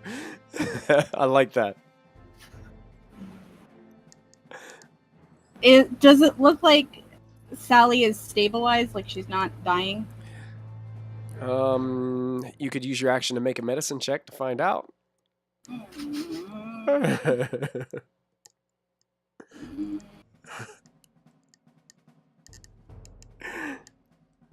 Callista, what are you gonna do? How far down the ladder did I go? How many feet? You're all the way to the bottom. It's only 2 stories. So it's like 20 feet? Yeah, it's like 25. I'd say 25. Okay. So yeah, from where you were at, you're at the bottom. Yeah, I'll do a medicine check to make... Like, I'm not gonna heal her, but I want to make sure she's stabilized. Okay. And breathing.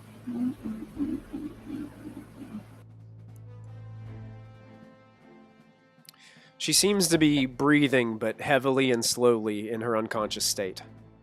Pardon? She seems to be breathing and alive, but Mhm. slowly breathing in her unconscious state. But she doesn't appear to be, like, bleeding out or dying. Doesn't appear to be bleeding out. She's bleeding, but not bleeding intensely out. You can hear Okay. that there's a little bit of a rattle to her breath. So she's hurt. Very badly. But she, from what you can tell, she's still alive. Can I point out medically that her wounds would have been cauterized from severe burning True. radiation and Yeah. has the, her body? the radiant burning energy from the moonbeam, of course. I want to... I'm assuming Molfin's coming down the stairs. So I just want to get closer to the door and tell Lachlan we need to get back. We need to get out of here. Okay. Beatrice, looking at both of you, limps back to Scimitar Sally's unconscious body, picks her up, puts her on her shoulders. I will actually help her put her on her shoulders. She looks at you and has a questioning look on her face. I don't know what's going on either. I'm just as confused as you are. I wasn't actually throwing my sword at you. She looks at you and she's like, I don't know what you were doing. It was... Like I said, my I didn't- target is Kella, not you guys. And Get she her- just- Get her healed. Yeah, she looks barely there. Like she is blood-stained, burnt. Are we still in combat? Could I technically give the one carrying Sally a healing word? You could? So she can, like, I don't want to get Sally back awake because she's the leader, but I want to give the one carrying her Okay. a little bit more of a boost to be able to carry her. Sure, go ahead and roll for your healing word. And what I'm going to do is I'm going to go ahead and take us out of combat. Because basically all that's going to happen... She gets 2, She I'm gets sorry. 2. She feels the warmth of the energy as you cast the incantations. She feels like you're holding back a little bit. Maybe. I guess the rolls show that Costa's holding back. I guess so. But as Beatrice puts Scimitar Sally on her shoulders, she runs back the alley and into the darkness. And at this point, I'm going to take us all out of initiative order. And we are now officially out of combat. And what we're going to do is we're going to use that opportunity to take our break for the evening because we're already pushing it on our break time. Whew! Yeah. So, yeah, think about what you're going to be doing when we get back, folks. And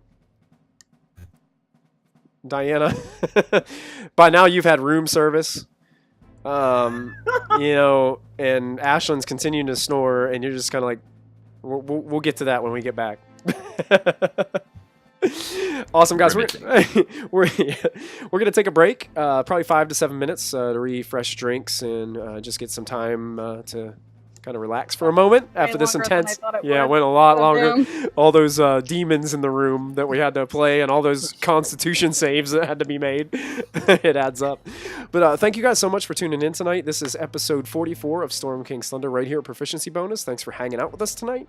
Make sure you hit that follow button at the top corner to support us, to support this channel. If you want to subscribe, go ahead and do that. Don't forget, type in !dice to get a... to help to back the Flying Horse Duck milled metal 60-sided dice on Kickstarter right now. It looks pretty amazing.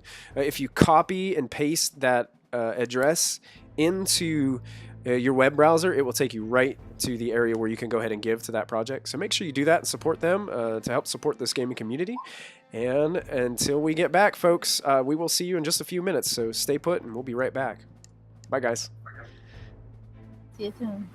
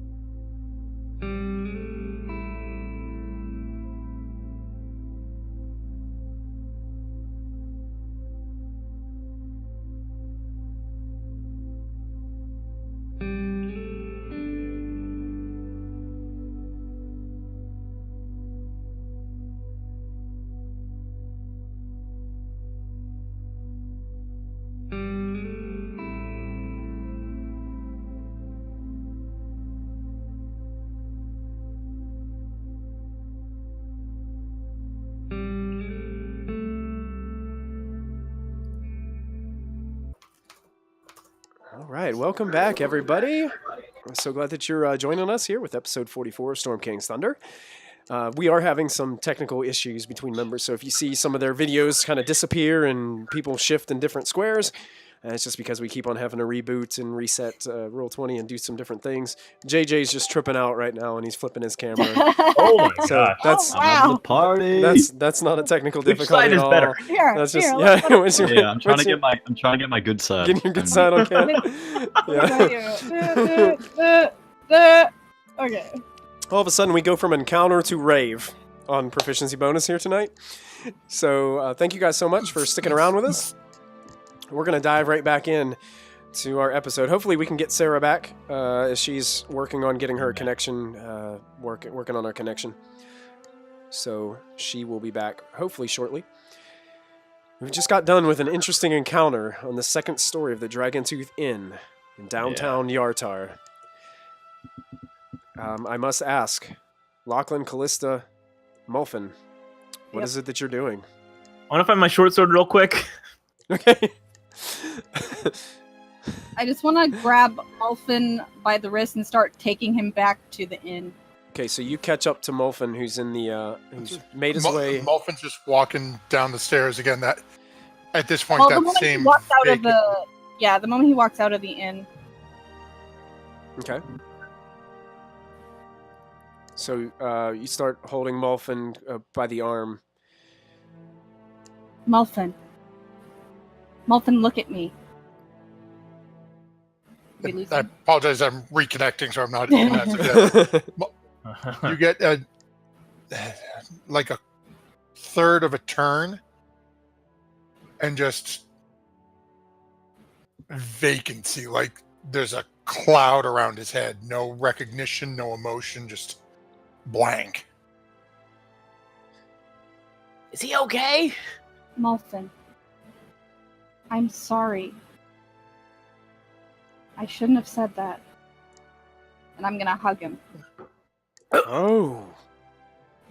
Wow. Like with claws or? No, I'm not. And then his back bursts into flame. Wow. Callista giving Molfin a hug.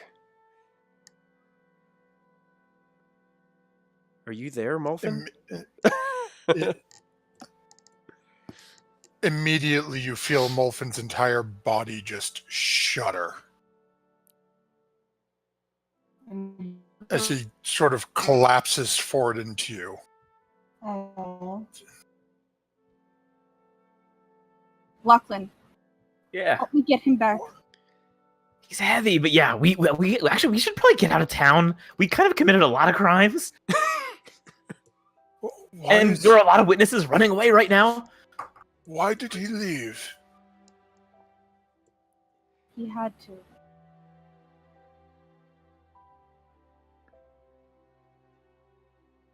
Trust him. Trust me.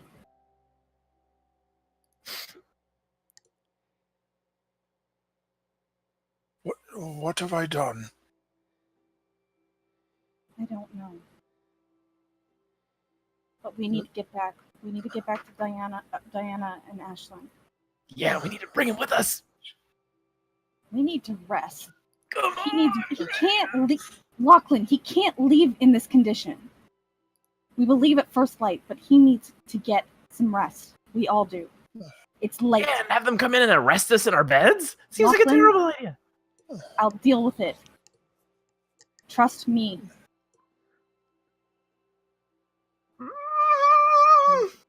Just get over here and help me take him back. All right. Ugh. So we're gonna help Molfin walk back to the inn. Okay. Gramps, how much have you been eating? As Molfin, sort of being supported, reaches in, pulls out his book, flips a couple of pages over, and you hear paper rip.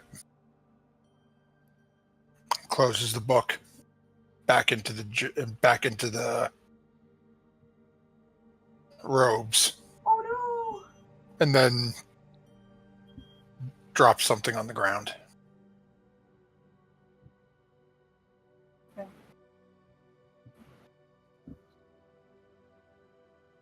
Do I need to make a perception check to see what exactly he dropped?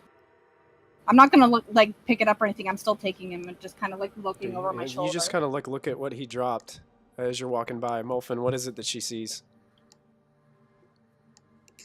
To be honest, it's not something Callista would be able to read. It looks like gibberish to you. Okay. But you've seen the book before. Is it something Molfin studies most mornings? Is it his spell book? Yes. Okay. I kind of figured. But I'm just gonna keep getting him to the inn as quickly as possible without making him fall or anything. Okay. So you guys head back through the night streets, avoiding some of the shield of Yartar that... I will cast Pass Without a Trace. There you Okay, excellent. I still have quite a bit of spell slots available, so I can cast that. So, Sweating all the way through my leather armor. So with the help of the Pass Without a Trace, you guys are able to avoid some of the lone shield members of Yartar that patrol the streets at night. You make your way back to the Despicable Lady. As you enter, there's one simple barmaid that seems to be finishing up, hanging up a bunch of glasses over top of the bar as she's taking a rag and kind of putting them back up and just kind of nods her head at you guys as you enter. He drank a lot. Not feeling well. And I'm gonna take him upstairs where I'm assuming they have their own room. Yes, the boys had their own room, and Okay. the girls had their own room. I'm gonna get him into bed. Okay. You tuck him in. Lachlan is there as well to watch over him. Keep an eye on him. Let me know if anything happens during the night. Wake me up, I don't care. We definitely can't sleep. We really need to get out of Lachlan. here. We need to stay here. He can't leave in this condition. There are a bunch of us. We could take turns carrying. I mean, you could turn into a carry animal. Do you know how tired I am? I imagine We've we're all had a tired. long day, Lachlan. Yeah, a long day committing really dirty crimes and leaving evidence everywhere. You mean a whore? We killed a lady.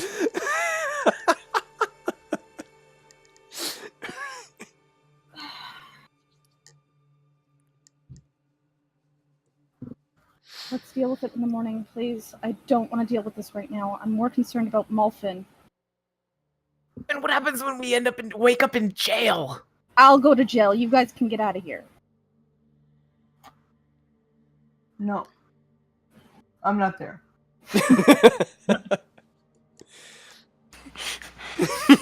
As Ashland's asleep, it's just going, No. Diana all of a sudden wakes up abruptly. The tray of fruits and vegetables that she had brought up to the room at 3 o'clock in the morning just scatters onto the floor as she's woken up abruptly by Ashlyn just screaming out, "No! No!" in her sleep.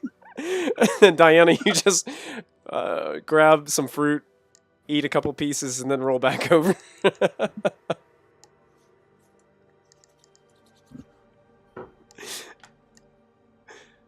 All right. Please, Lachlan, you can't leave him right now. Would we hear Callista come in? Yeah, I would go back in. Okay. All right. So the door creaks How open. was the drinking? How was the party? How was it? It wasn't really much of a party. Was it a party? Like, did Molfin put you guys to sleep or something? Or like, I wish. okay. Because I'd he's go back to sleep. I'll tell you everything in the morning. We need rest. okay. Callista, Yeah, are you okay? I don't know. Mobi leaving is really messed up Molfin, I think. We need to keep an eye on him. What about Kella? Is she still coming by in the I have no idea where she is. Is it because the party got so crazy? And that's a way of saying it, yes. Oh, Wow. You missed a heck of a good time. I promise I will tell you everything in the morning, but for now, I don't want to worry you guys. Let's just go to sleep. Lachlan's taking care of Molfin. That's all that matters. Will we still be in the city? I don't know. We might need to leave in the morning. We'll talk to Deshara and get the griffin set up. Okay. Okay. Okay. Well, good night. And I'm gonna sleep with my back against the door. Okay. As soon as Callista left the room, I started slapping Molfin, like, wake up, you idiot! Ah! Molfin, any response? I think you're... A very sort of slight, just turn. Where are we?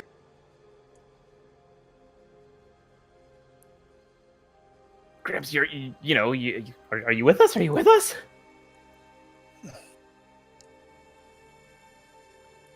What is it, Lachlan?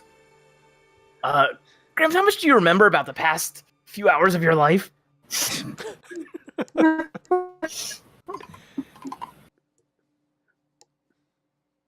I think I've done things, Lachlan. Yeah. You have.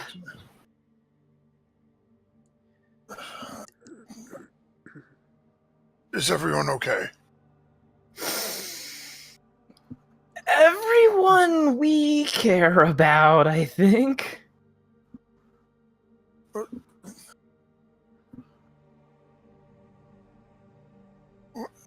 Okay.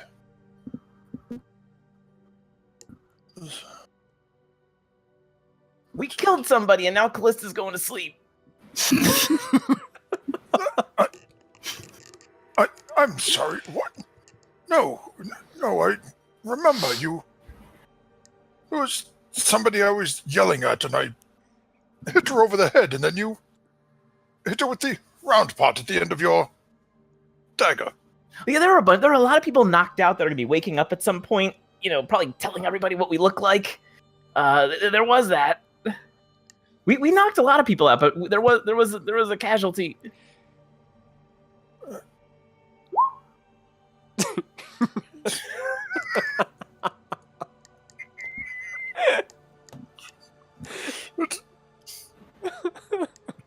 Thanks, JJ.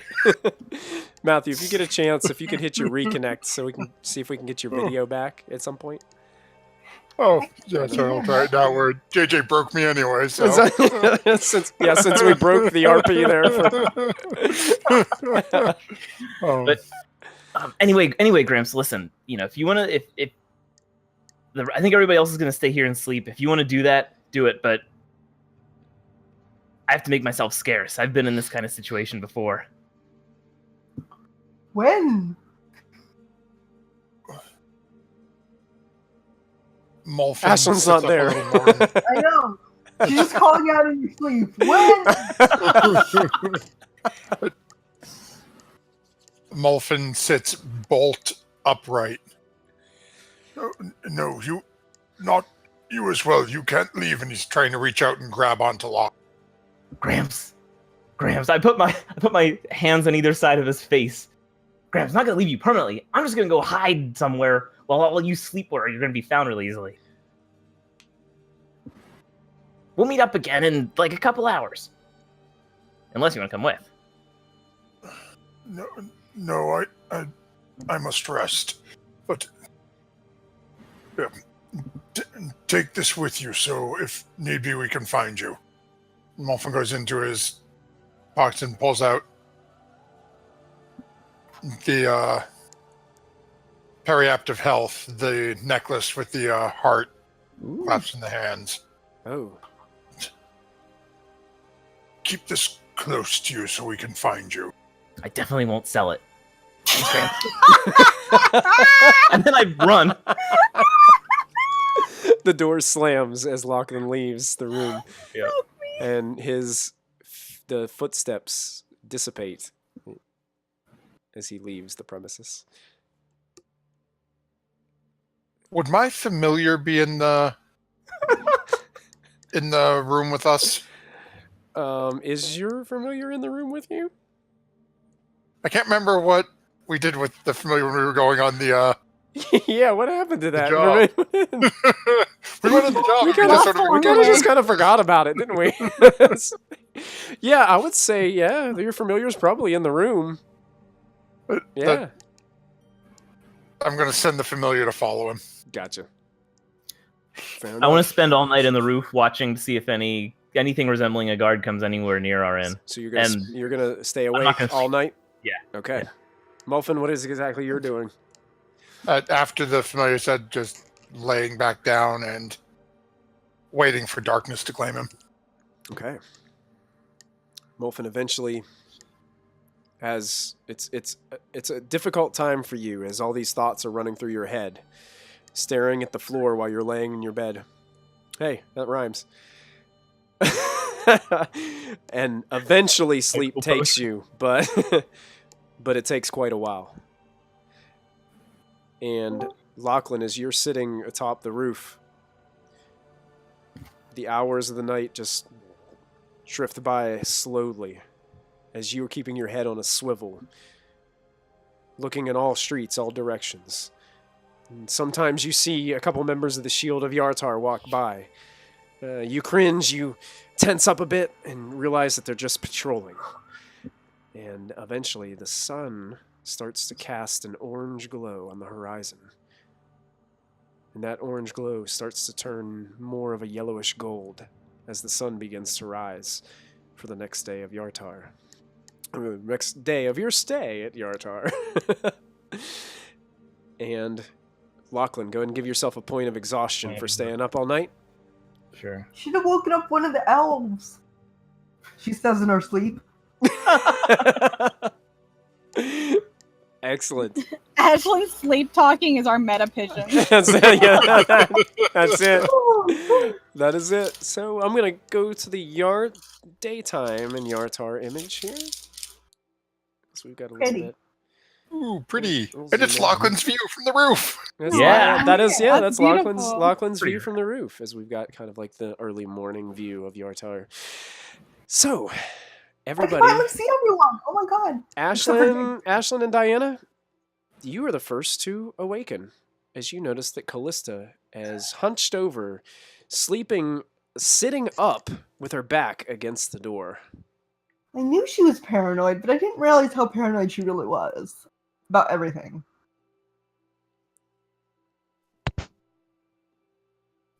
Something's definitely wrong, I think. I go over and I get real close to her face and I go, Callista. As you get up off of your bed, Ashlyn, and you step onto the floor, you smash what looks to be several pieces of chopped banana underneath your foot and smash it onto the floor. Apparently, Diana must have got room service last night and dumped fruit and veggies all over the floor.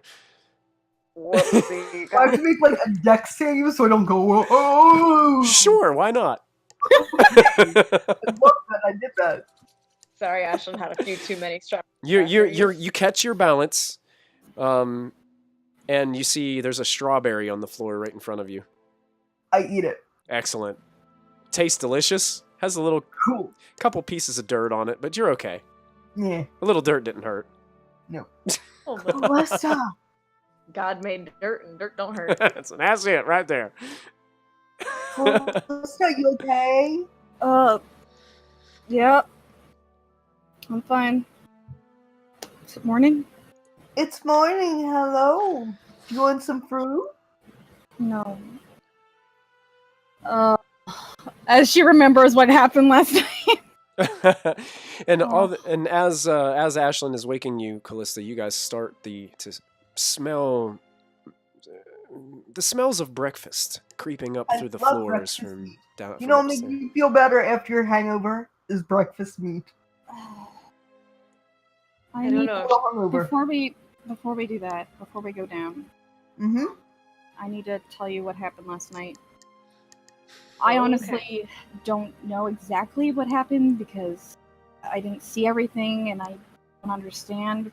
But Molfin had some sort of mental breakdown of some sort, and I think he summoned demons. in the room after we left. It was my fault. I shouldn't have said anything. Oh, I said- okay.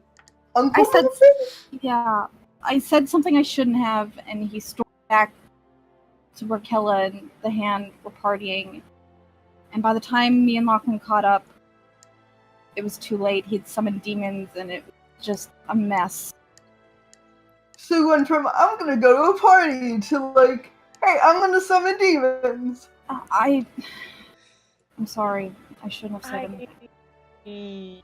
I mean, you can't blame yourself, Callista. I mean, I was the one that made him snap. no, I think no, he you was already a little broken before then. I know, but I shouldn't have brought up Mobi, and I didn't even think about Mobi. I just meant that we had just bought an aboleth and we were tired, and No, That no, is Callista, reasonable. Callista, you should not blame yourself for this. You shouldn't at all. Molfin snapped because Molfin just wasn't mentally, he was not mentally all together, okay? That had nothing to do with you. Maybe it was a dick move, fine, sure. But, like, in the end, at the end of the day, you did not make him summon demons. Molfin made the decision on his own. He I made don't the even decision know to if he was all Bro. there. I don't think he remembers summoning the demons. It was like he wasn't even awake. like, Oh. He wasn't responding to me and Lachlan. We tried talking to him, but it was too late. We had to deal with the Hand and the demons, and I had to get him out of there. And he should still be sleeping in his room with Lachlan.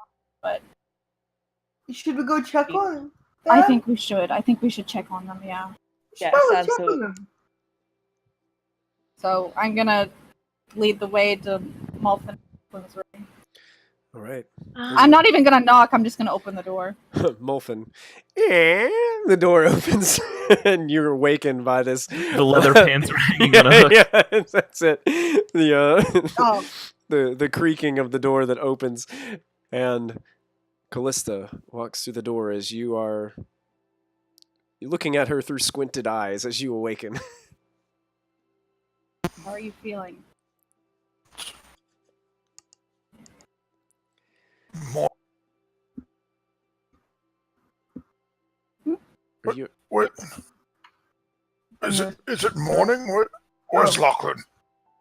He was supposed to be I watching don't know you. where Lachlan is. Where is he? He left. He was concerned about. What do you mean he left? He left. I gave him the necklace. Molfin, that you know before you fell asleep from communicating with your familiar, that your familiar has been tucked behind some kind of statue on top of the roof watching Lachlan, and Lachlan's been perched on the roof. So you know he was on the roof before you fell asleep. So you would know that, but nothing beyond when you fell asleep. I sent the familiar after him. He was on the roof before I passed out. I'll go to the roof. Do you want to go to the roof? No, I think I know why he's there. He was very against us staying the night here. He thinks the guards are going to be after us, but honestly, I don't see the Hand of Yartar going to ask the guards for help in the city. Yeah, Wow. how is the Hand? why Oh, would guards guard come after us? What did we do? We summoned. Well, it was a mess, and someone might have died. I'm not sure. I didn't check all the bodies. Wait. Diana's face. Let's rewind here. It was a mess, and what? Someone might have fell. I mean, there was 8 demons, so Wait, someone might have died, and there were 8 demons. yep. Sounds worse the more I say it out loud. Does it sound worse in my head? No. I'm so- Anyway, I think Lachlan's on guard. I mean, I guess it's fair that he's on guard, but Lawyers and liches said, and radiation.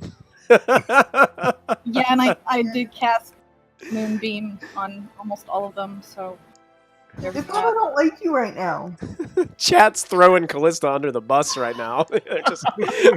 they're just digging the hole. Go Digging. ahead! I don't give. I was trying to keep Molfin alive. Uncle Molfin, how are you? From what I understand, apparently I did things last night, this morning, whenever it was, that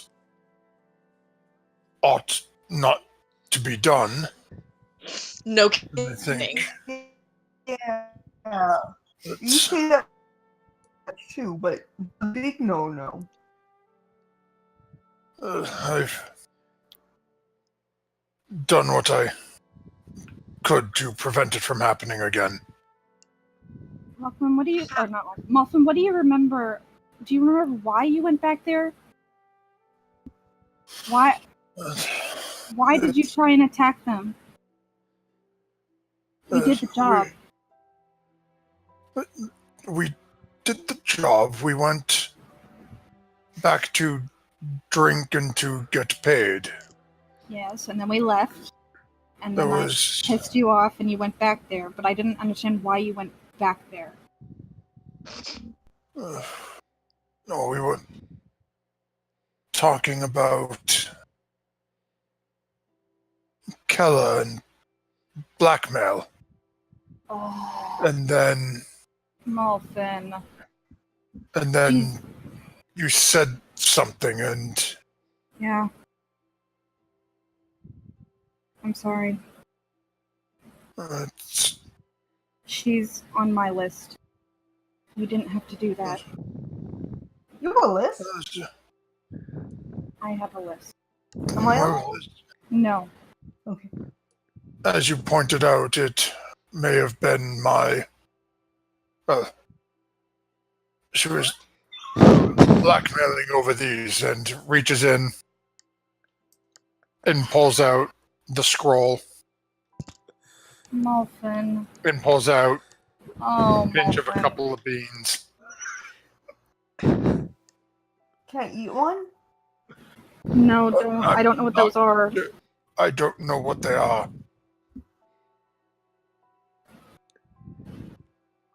So that's why she was blackmailing you.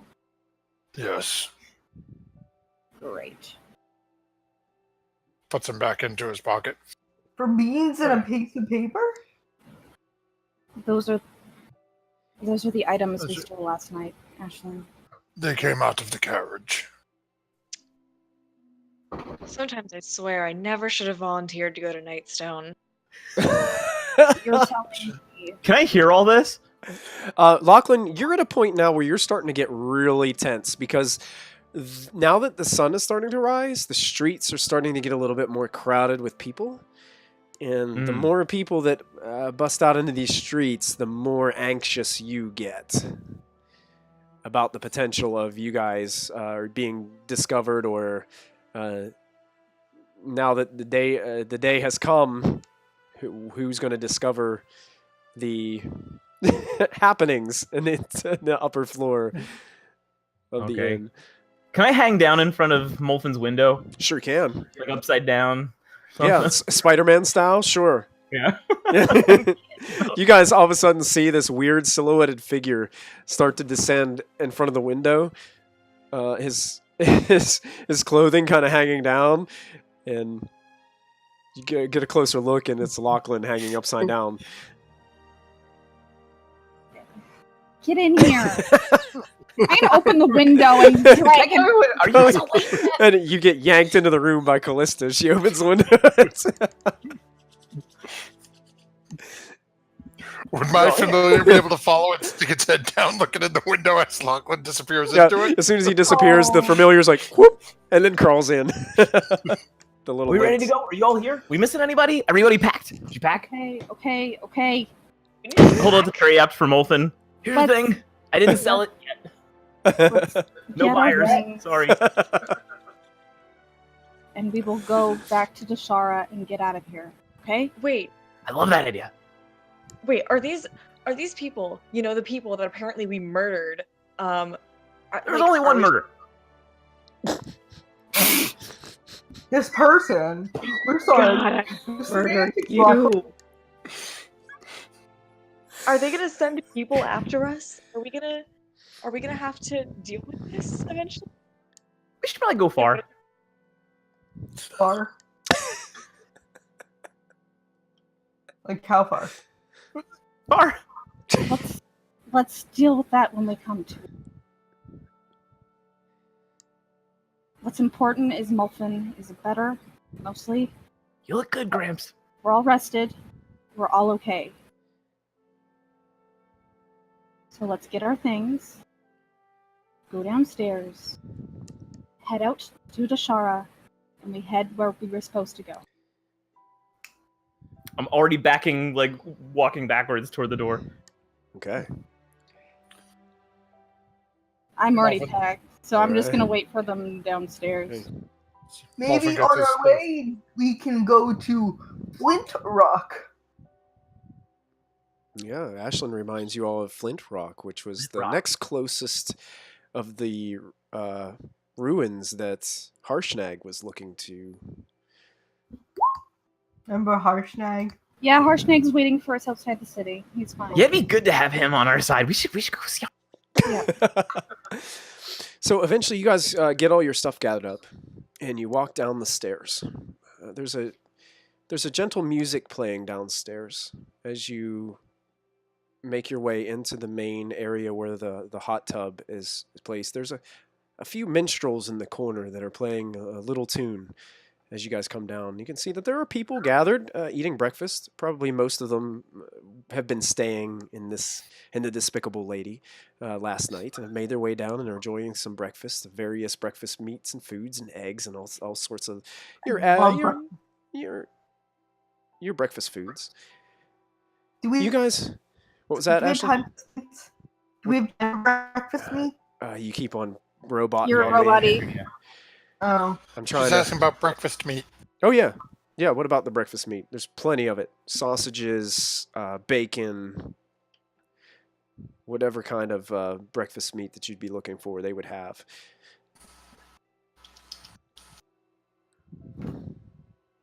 And as She's you, not hungry. she's not hungry anymore.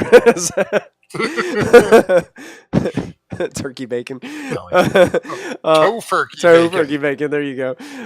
As you guys make your way down the steps, and you guys enter the room or enter the bigger part of the room, Callista immediately stops in her tracks.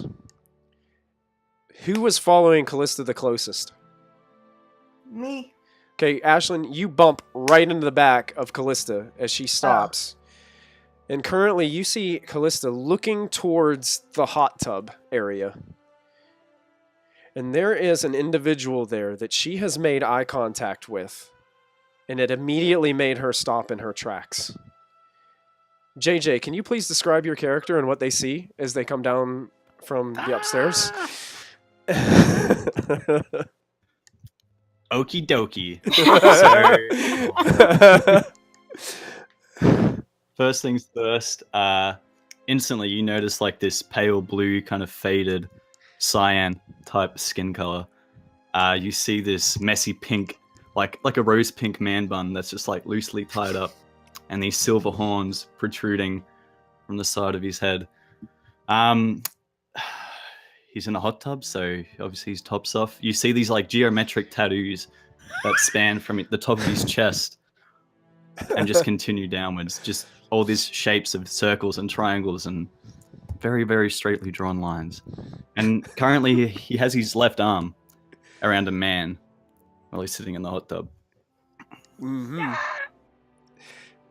King! We There, support a gay icon.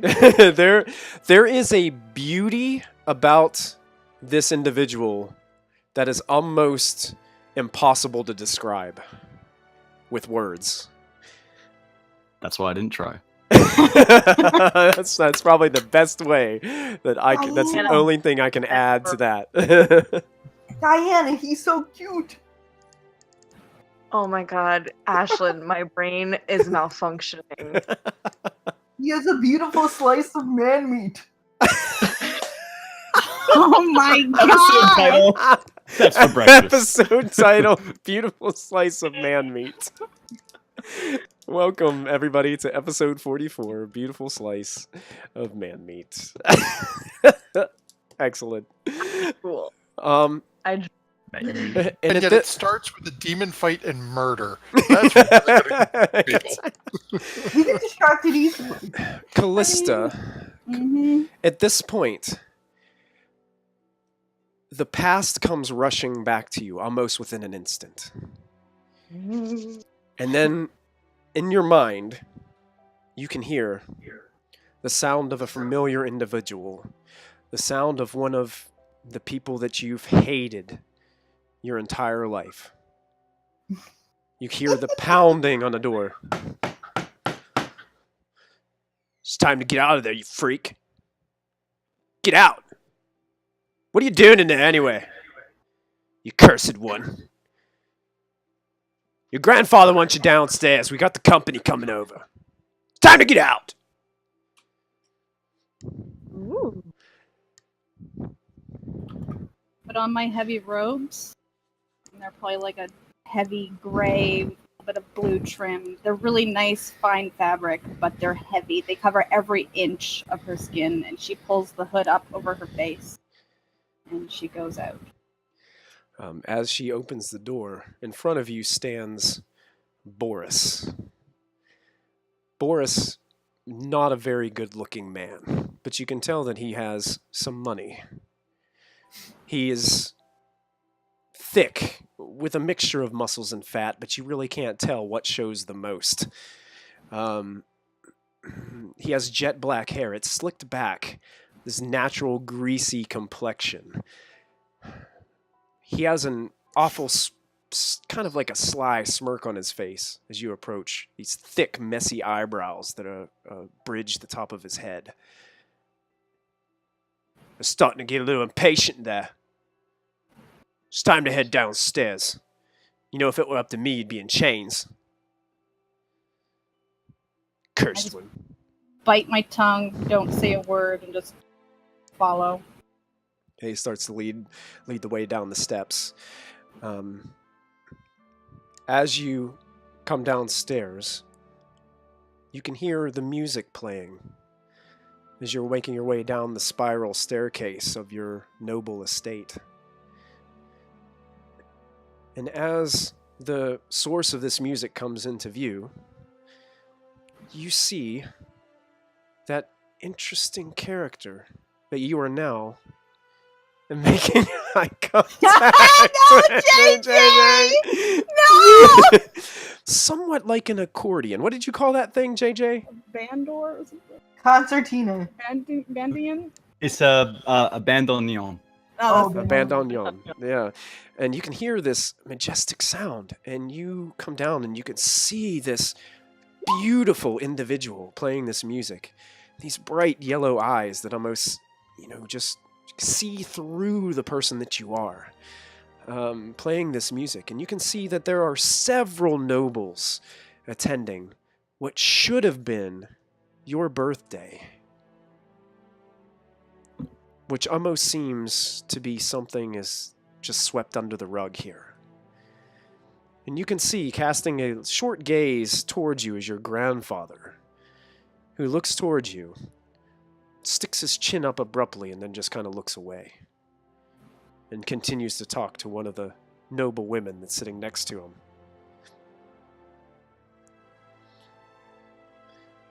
You make your way down the stairs. Where would you be headed right now, Callista?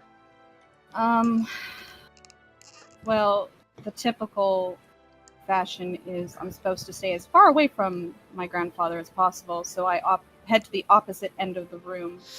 Okay. Towards a back corner. But as I'm looking at this strange individual, and I see the color of his skin and his horns, and I look down at my hands, see my purple skin, I kind of lift my head, my hood a little bit to try and get a better look of him. Okay.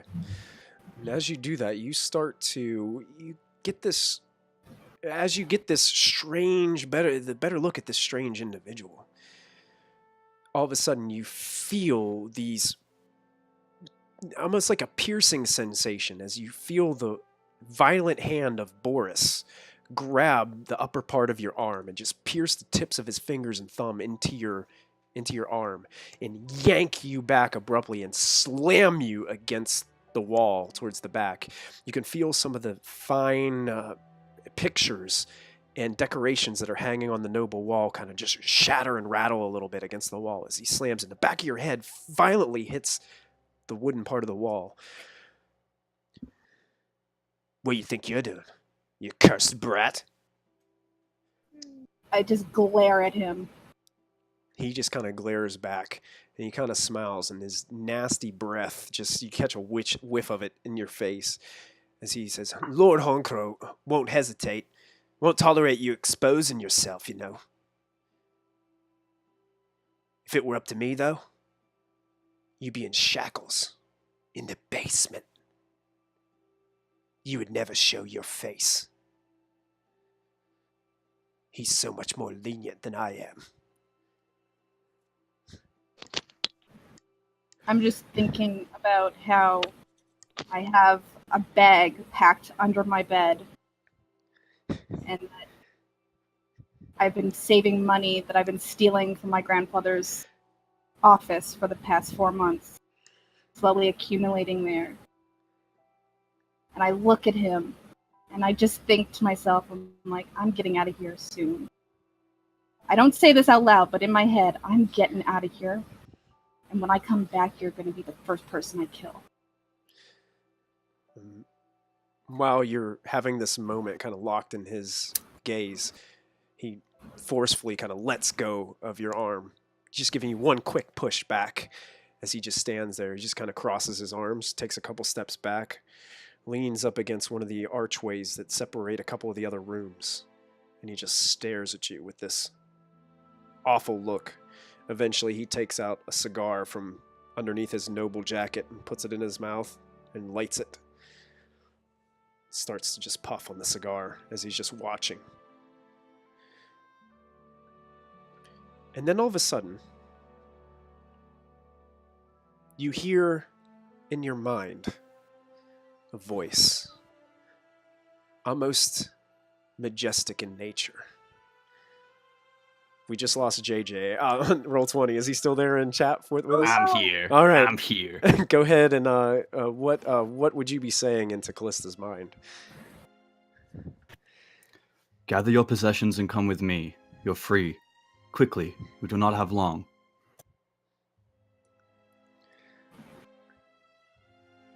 I look around the room, and I look at him. He's staring right at you. The majestical bard from across the room. I look up at Boris. Boris, hesitantly. as you look at Boris is almost frozen in time and space. The cigarette, or the cigar smoke is slowly rising from the cigar, but Boris is locked, almost as if he was just a mannequin in a shop window as he's leaning against this archway. He's staring at you, but it doesn't look like he's there. It's weird. I look back at the tiefling. I'm giving a sly smile. I look back at Boris and take a hesitant step back just to see what he does. Motionless. Stays completely put. Without hesitation, I turn and bolt to my room, grab my bag, race back down the stairs to the front of the estate. And there you see him, waiting, with just his elbow kind of stretched out to the side, almost like he's waiting for you to put your arm through his arm to escort you out. You notice as you look to the table and all the other nobles, they're frozen in time and space. Huh. Motionless.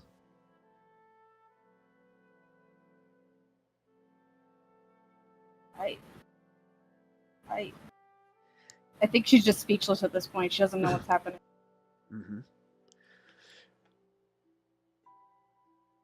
And with I one... begin to briskly escort her out of the out of the room, and eventually out of the estate. Excellent. And where would you be leading her to? Where I had been staying. Okay. So on your way to the place where you have been staying, you have a chance to introduce yourself, JJ. I say nothing to her until we're inside the Snapping Turtle Tavern. Okay. You've made your way to the Snapping Turtle Tavern. Find the closest area that's vacant, and I sit her down. I'm just looking at her, looking at the cloak, the heavy robes that are just strewn over her face.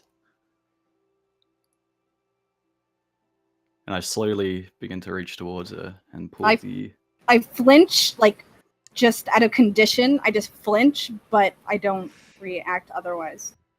I begin to slowly pull the cloak that's covering her head down. And I lay a hand across the side of her face, and then brush a thumb underneath her eye, which is still ever so slightly bruised.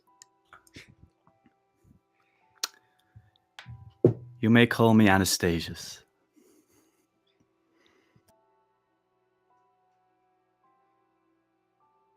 You need not hide from the world anymore. You are perfect as you are. And that last statement continues to echo in your mind, Callista, as you are snapped out of this state that you were in. And you realize that he is now sitting in front of you. Your friends are just staring at you, wondering what in the world is going on. And you're there at the Despicable Lady. And Anastasius, he's there in front of you. I turn to the human gentleman that's next to me that I have my arm around. Oh, you'll have to excuse me. Something better has come up. I have your room number though, and I take my arm off him. He kind of looks offended at first. But then, one glance at you, it kind of changes everything. And I elegantly begin to rise from the spa, and as I'm doing so, I cast Minor Illusion to give myself a towel because I'm very much not clothed. No, that's fine. I You don't need to be. You're fine. Lawyers and liches in chat says, "Keep it together, Diana." Diana cannot. David's whole face is red. I put my hand over Diane. Oh no. What? Eyes while like thinking. I very aggressively smack that hand away.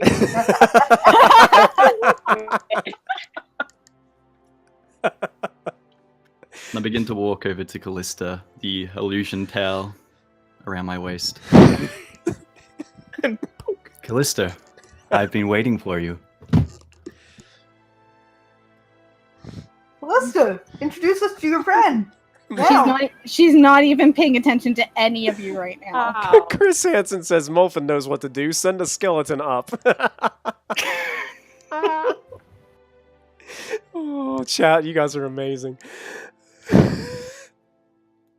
I extend my arms and embrace her and do the typical European greeting, kiss on each cheek. She hugs him back. And she doesn't This let has been go. too long. What are you doing here? I don't Honestly, I was in the area. I recognized you. Thought I'd give you a surprise. Well, it's nice to meet you. I'm Ashlyn. Hi, I'm Diana.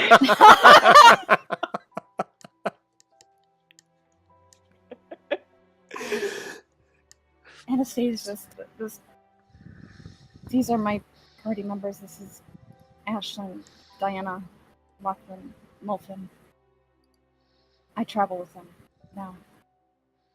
I extend my bet hand I- out, not for a shake, but almost like I'm a fair, noble lady. Like, my hand needs to be kissed. Charming. It's a pleasure to meet the two of you. Right. Bitch, I'm gonna take that hand and I'm gonna kiss it. Mwah. Diana kisses her. As Anastasia has approached all of you, you notice that his eyes are like this very vibrant golden color. It's no pupil, no nothing. It's just full golden. And as he raises his hand to you, you notice his nails. They're these long, sharp, pointed things, and each nail is a different color. Of the rainbow? Or Yes, like of the rainbow. how rainbow? Like a little bit of bisexual or just like full? Like every color you can think of, Diana. so like no women at all. I look You down don't know. towards the two shorter members. And you two, who are you? Hi, I'm in a hurry.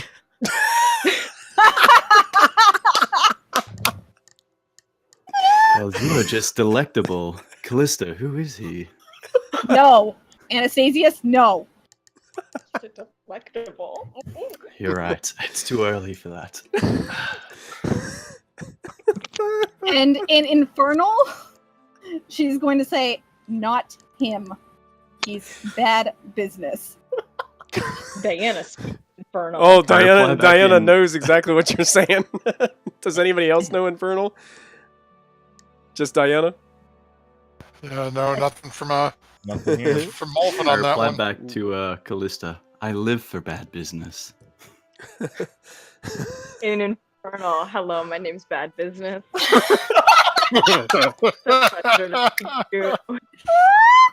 Can I tell you about the time that I lost my soul? A guy? Because that happened. That's bad business. Okay, that's the episode title right there. Hello, my name is Bad Business. Very much like I embraced Callista, I begin to embrace Diana, and two kisses on the cheeks. Callista rolls her eyes. Diana is down. Wait. I want to embrace and a kiss on the cheek.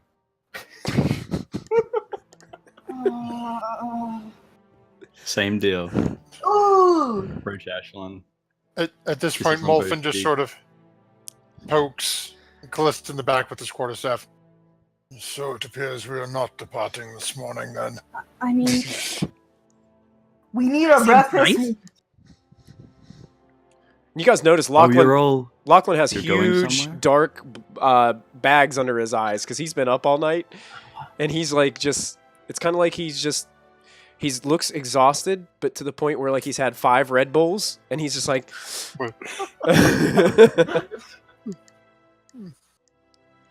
yeah, we had a problem last night, and I think we need to leave.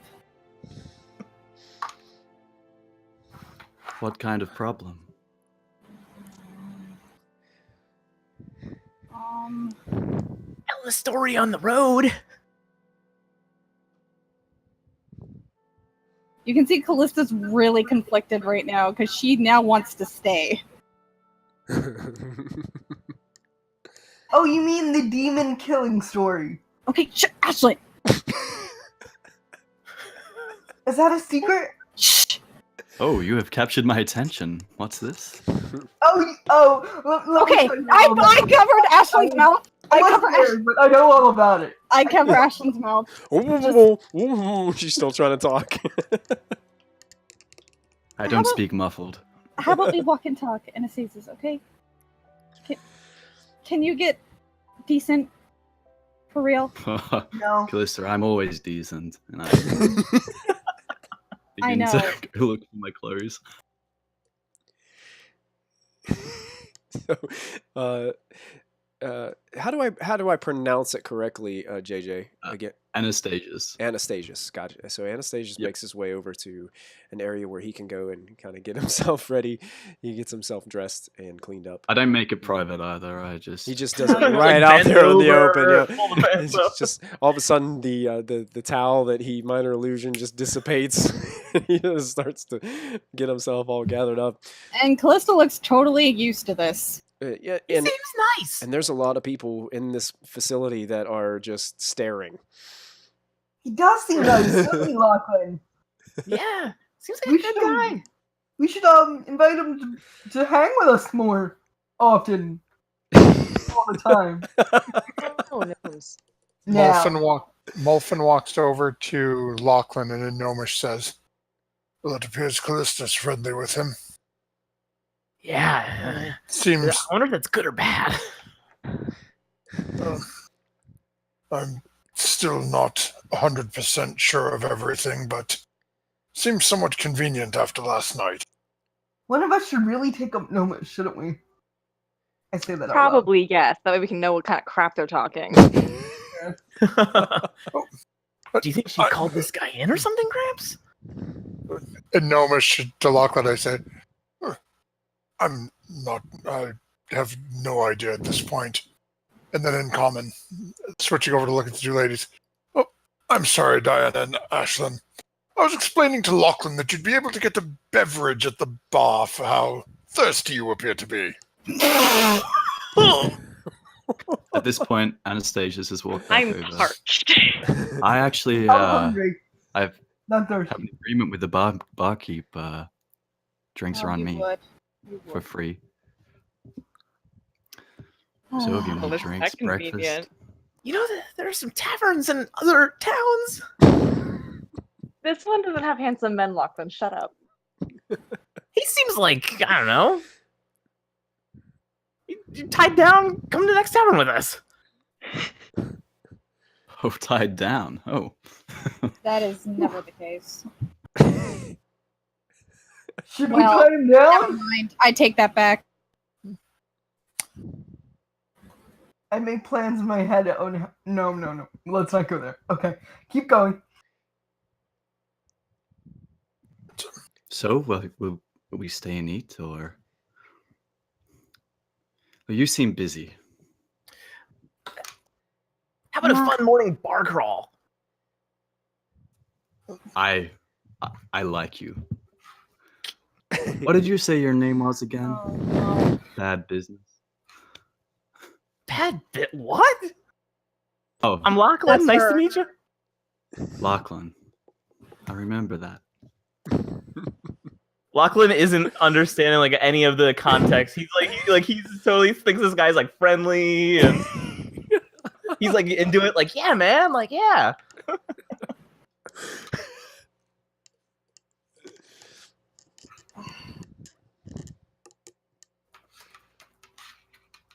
Oh, it is so good to see you, Callista.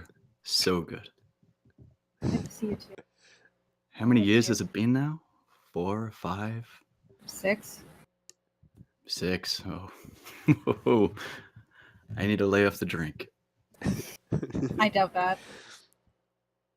Speaking of, and he walks over to you and begins to go through your pockets. Where is that pipe of yours? I pull it out for him. Want to go through my pockets? I've got some Want to like see what's in the plate armor? buttons and like I think I've got like some change and stuff, in case you needed it. If you reach down my boobs, there's a surprise. Okay. Molfin takes 3 steps closer to Diana. They are losing it here.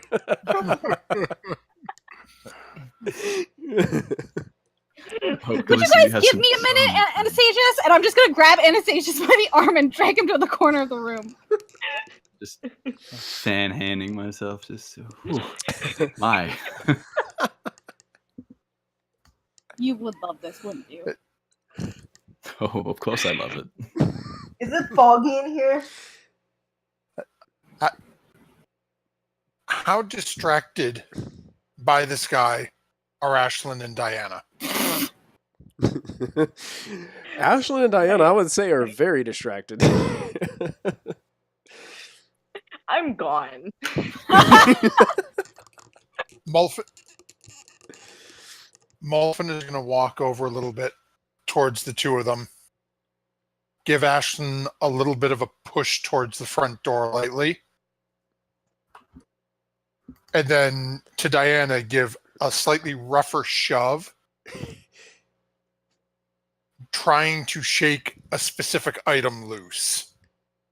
You're as she rude. is not paying attention. Okay, make an athletics roll Okay, let me make a to check. shove. And that's a nat 20. No! Oh, he's using his nat 20.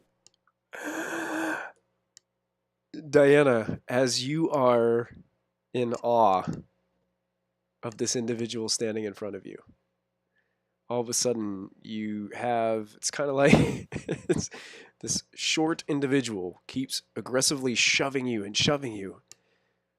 And all of a sudden you hear ting, ting, ting, ting, ting onto the floor. I know it fell. You heard it fall.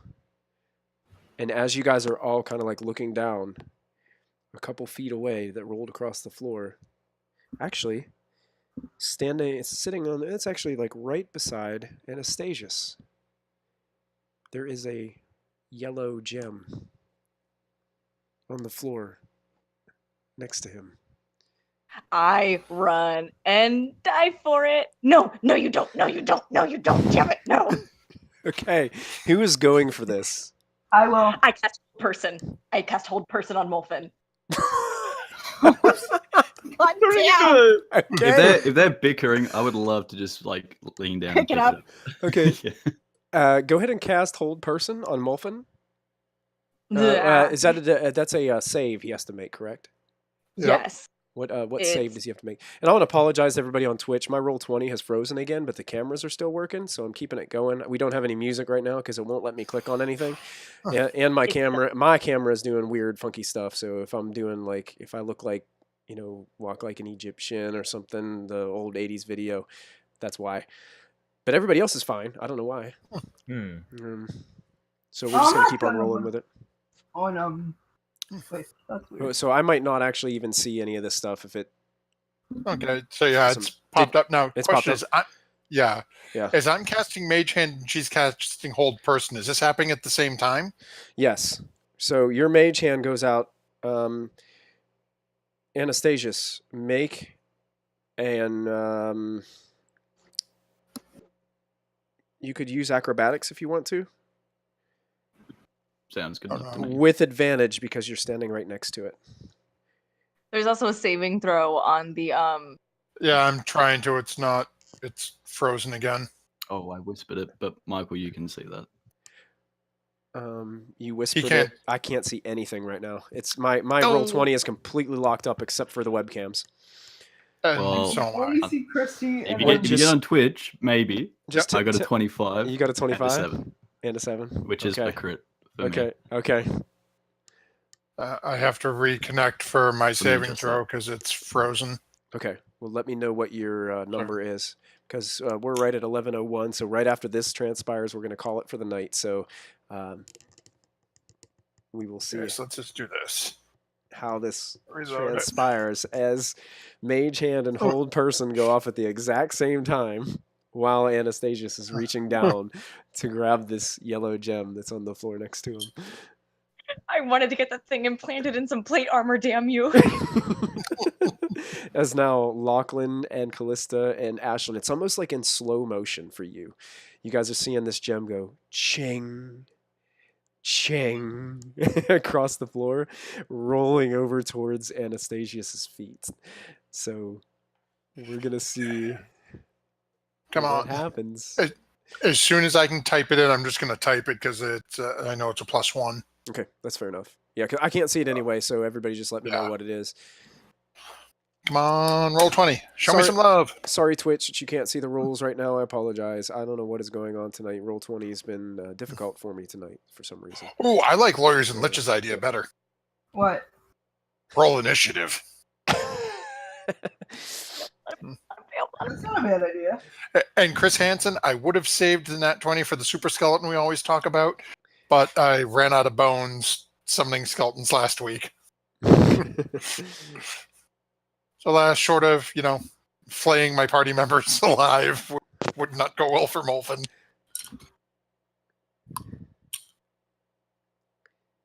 Okay, come on, roll 20. Yeah, I'm hoping it's Roll20 that was having the issues tonight because Yeah, it seems to be hitting everybody. It's got to be roll 20. it's Yeah. been a Not weird just it's been a one weird tech night for us. Like, we had people jumping in and out cams, and I've I've been been on 3 different browsers. yeah. Sarah's for some reason she's going robot on us a lot tonight. Ugh. So sorry about all the tech issues, guys, but we're good for that. Oh. So Okay. we're bound to have a night like that every once in a while. There we go. Okay, I can click. Roll 1d20 plus 1. So 3, Oh. first one and second one, because I'm a gnome. 11. Good enough. And you fail the DC. Okay, so Molfin, when she casts hold person on you, are you still in? Like, you can still, like, your mage hand is still active, correct? Yeah, it's let me see.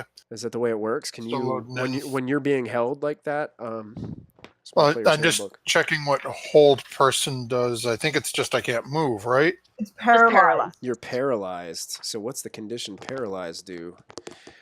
Let's see. This could change things. Paralyzed. I had that prepared for Kella.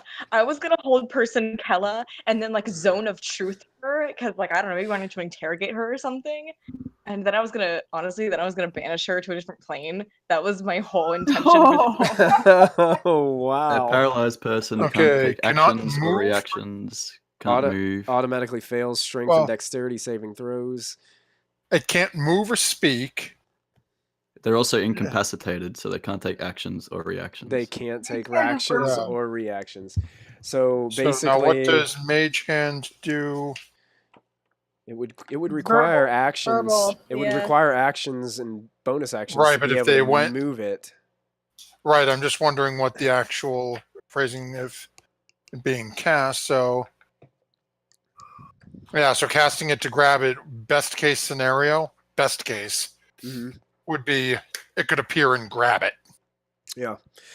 But then I can't move it or anywhere because I'm stationary. Yep. You are completely stationary, and your eyes are linked onto this gem. And as your magical hand is headed towards it, it's almost like it starts to slow just the slightest bit, just as about it's ready to get the gem. And Anastasius's hand reaches down, cups, and grasps the gem. And Yes. pulls it up close to his face and starts to inspect it, and turns it back and forth. And that's where we're going to end tonight's episode. Until next week. With my literal heart in Anastasius's hands. God How damn it. appropriate. Wow. Melissa's in for a ride and a half. God damn it. Oh, man. Crazy episode, guys. That was awesome. Wow. Awesome, awesome, awesome. Diana just used Which is in lawyers. Oh my god. Diana, go Lawyers take a and cold shower. Chat has been awesome.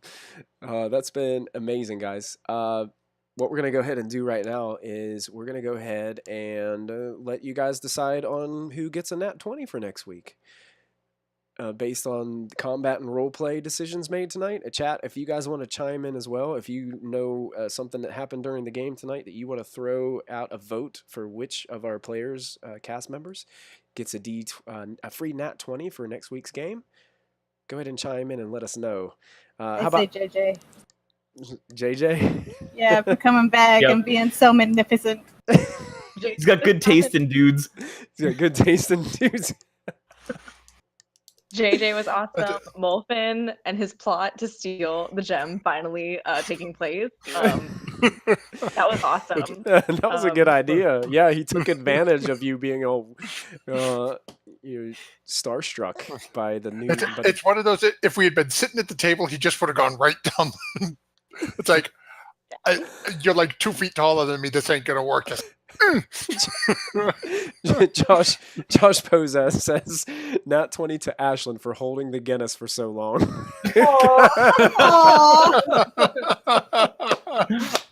Wow.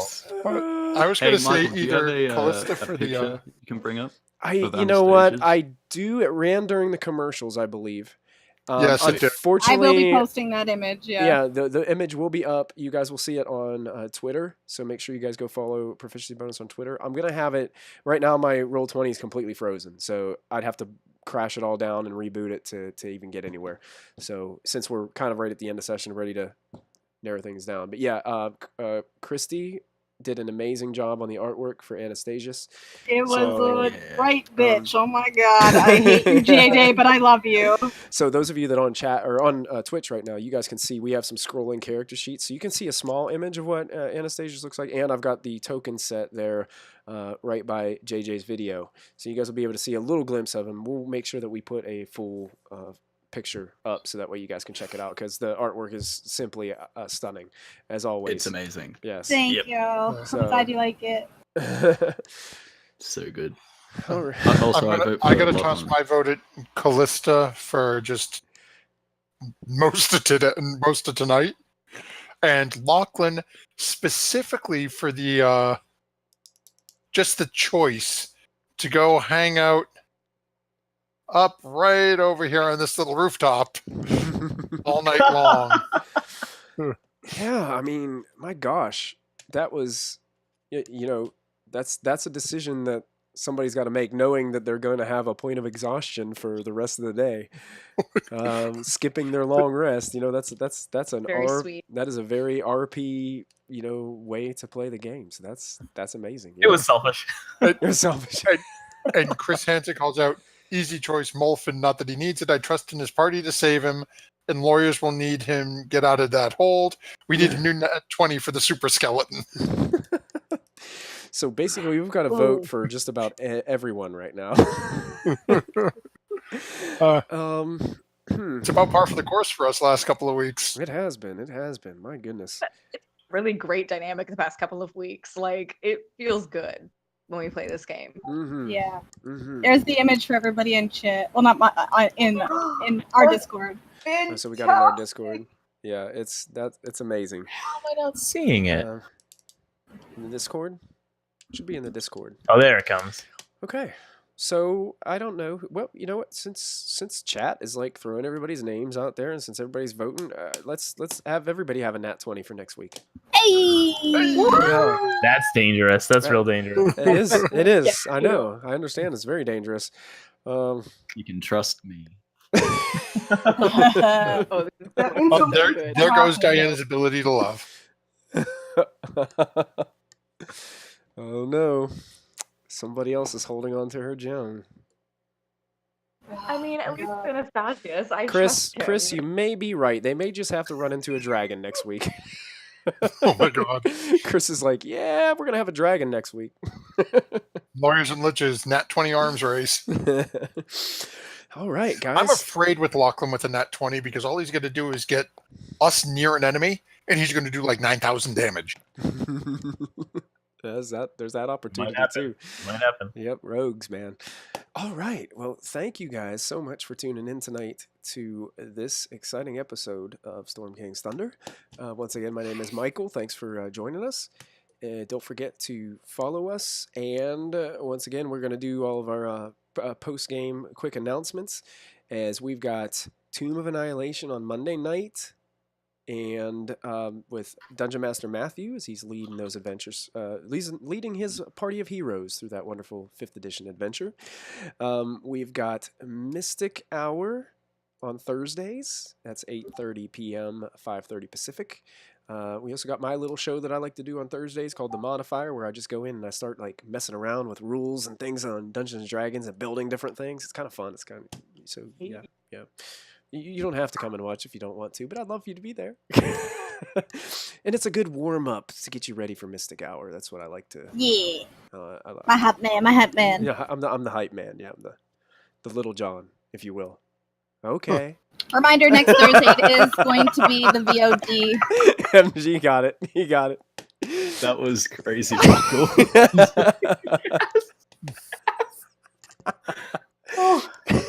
Am I really that old that I don't get that reference? I'll play it. I'll play that as hype music next week for our next video. Yes. Yes. I hear Little John and I just think Robin Hood. Oh God. Well, My name's Little John. Don't let my No. name fool you. In No. real life, I'm very big. Oh man, Lawyers and Licha says, "OMG, my tomb party TPK'd Wednesday night." Oh man. Oh. Man, I don't think our party got close to that yet. They keep on killing all their guides, but Not Yeah, me. screw no, I'm the guide. Are they gonna kill me? No, no, he's talking about on Monday on nights. Monday Oh, nights, okay. the Tomb of Okay, Annihilation okay. group. They've hired. If you were our guide on Monday nights, we would kill you. I'm never joining your Monday night game ever. They killed the first guy. They abandoned a person, left him to get mauled and eaten by lobster people. Team is heartless. Yeah, maybe we're not it's- that cruel. We only killed like one person today. Only. That's, well, you didn't kill. You slowly irradiated to death. I mean, the Granted, moon's gonna do what the moon's gonna do. Molfin just summoned demons from the plains of hell. You know, at least he didn't give anybody cancer. It's a actually moonbeam. The reason you summon demons is to allow Anastasius to come out from his natural home plane. That's how he got here. So thanks, Yep. Molfin. Molfin, Yep. if it weren't for Wonderful. you, we wouldn't have Anastasius right now. So So if Everything if it wasn't for me, I'd have that Goram gem in my hand. Yep. probably it's your fault. happened. Awesome. You guys are amazing. Don't forget, if you type in !dice in the Twitch chat, you can get a link to go support a Kickstarter that we are backing for some really cool metal milled dice. They are 60-sided, but they have one of, it's kind of cool. They're 60-sided, but they have a D20, a D8. Like they have the whole Dungeons & Dragons dice set. So they're really good quality, really amazing dice. I'm hoping that maybe we can secure one for a giveaway maybe in the future, but don't take my word for it just yet. I'm going to see if we can make that happen. That's supporting that Kickstarter for Flying Horse Duck, which you need to check out on Twitter. Flying horse duck. Flying Horse Duck. Yeah, Flying Horse Duck, guys. We need to homebrew a monster, a flying horse duck. Hey, I'm going to write that That has down. no That could be a good modifier episode. We're going to make a flying horse duck today. Oh wow. Excellent. So don't forget that we have Insight Check as well on Saturday nights over at their channel, Insight Check, a good bunch of friends of ours. Christy's also in that campaign. And we have the Waterdeep campaign that's going to be busting out here in September. So JJ is currently going through all those applications.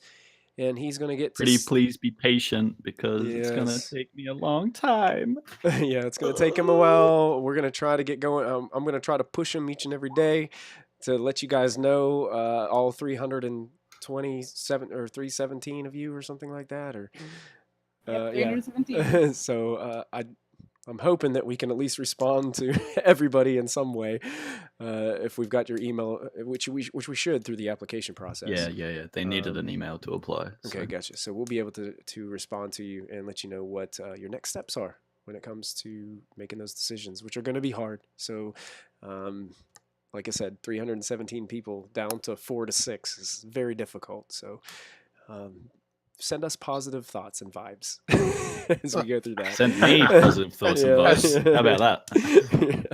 As the final step of your application is to let weird Australian creatures crawl in your head. We wish you luck.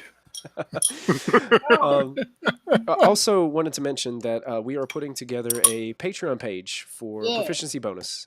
We don't have it really 100% ready to go at this point. It's currently live, but I'll be putting some links and things up on Twitch, Twitter, all of our social medias. So that way, if you wanted to support us in that manner, you'll have the opportunity to. We're currently kind of getting tiers set up to where by supporting us and just kind of helping this community grow, there's some things that you guys get in as well. So I think we've got the first tier set up as Callista's List. Yeah. So anyone who gives $1 per month is considered on Callista's List. The second tier will go towards me buying a big tarantula, and every time we stream, I'll just let it crawl over my face. And There we stuff. go. There we go. Yeah. So just I'll be streaming then with I you. also all have, of us here stream, we kindly request everybody avoid that stream like the Goram plague. Yeah. I also have a Patreon set up for Mystic Hour as well, so you can check Yes. that out at patreon.com/Mystic Hour, and that's to support my Thursday show. Yes, absolutely. So if you get an opportunity to support Christy and Mystic Hour, make sure you go and do that as well. So does anybody have anything left? Well, before we bounce out, Chris has mentioned about gift subs where you're talking about the Patreon and stuff in the chat. Do gift subs count? I'm gonna have to check, Chris. We'll We're- get the details back to you. We'll we'll figure get- it out. Yeah, we're still setting up the main Yep. proficiency channel, Yeah. proficiency bonus channel Patreon. So once we get that set up, we'll let you know. Yeah, once we get everything set up, we will definitely let you know, Chris. Oh, wait, I think I know what he means. To end up on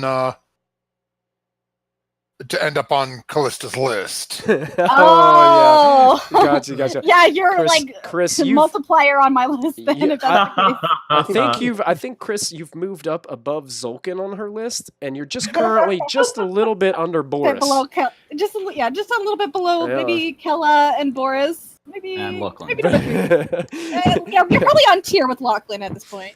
I- I'm kidding. Well, the way I apparently consider now it, I Chris, have it's a to good Google place to Callista. be. It's a good place to be because at least you'll actually get to meet Callista face to face.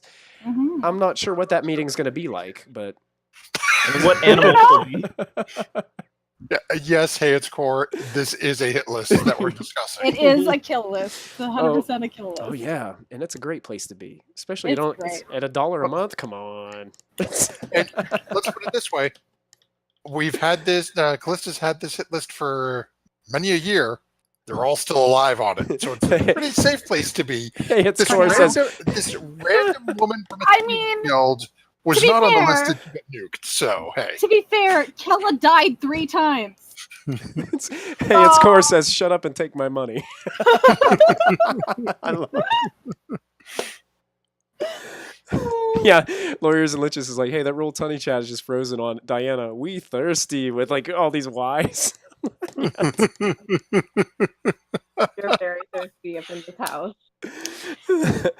All right, guys. We're going to go ahead and get ready to head out tonight. So what I want you guys to do this week as you are contemplating your life's decisions. Oh wow, every day. Every day. And you look across the room and you notice a ravishing bard with silver horns. When you're trying to contain yourself, as your emotions just start to grip and some kind of tightness wraps around your heart and you just can't Oh boy, turn don't we know it. your eyes away from this majestic individual. Even Don't- the ego. Don't forget to add your proficiency bonus, for God's sakes. You guys have a great night. We will see you next week for episode 45. Take care. Okay, love you, bye. Love you guys.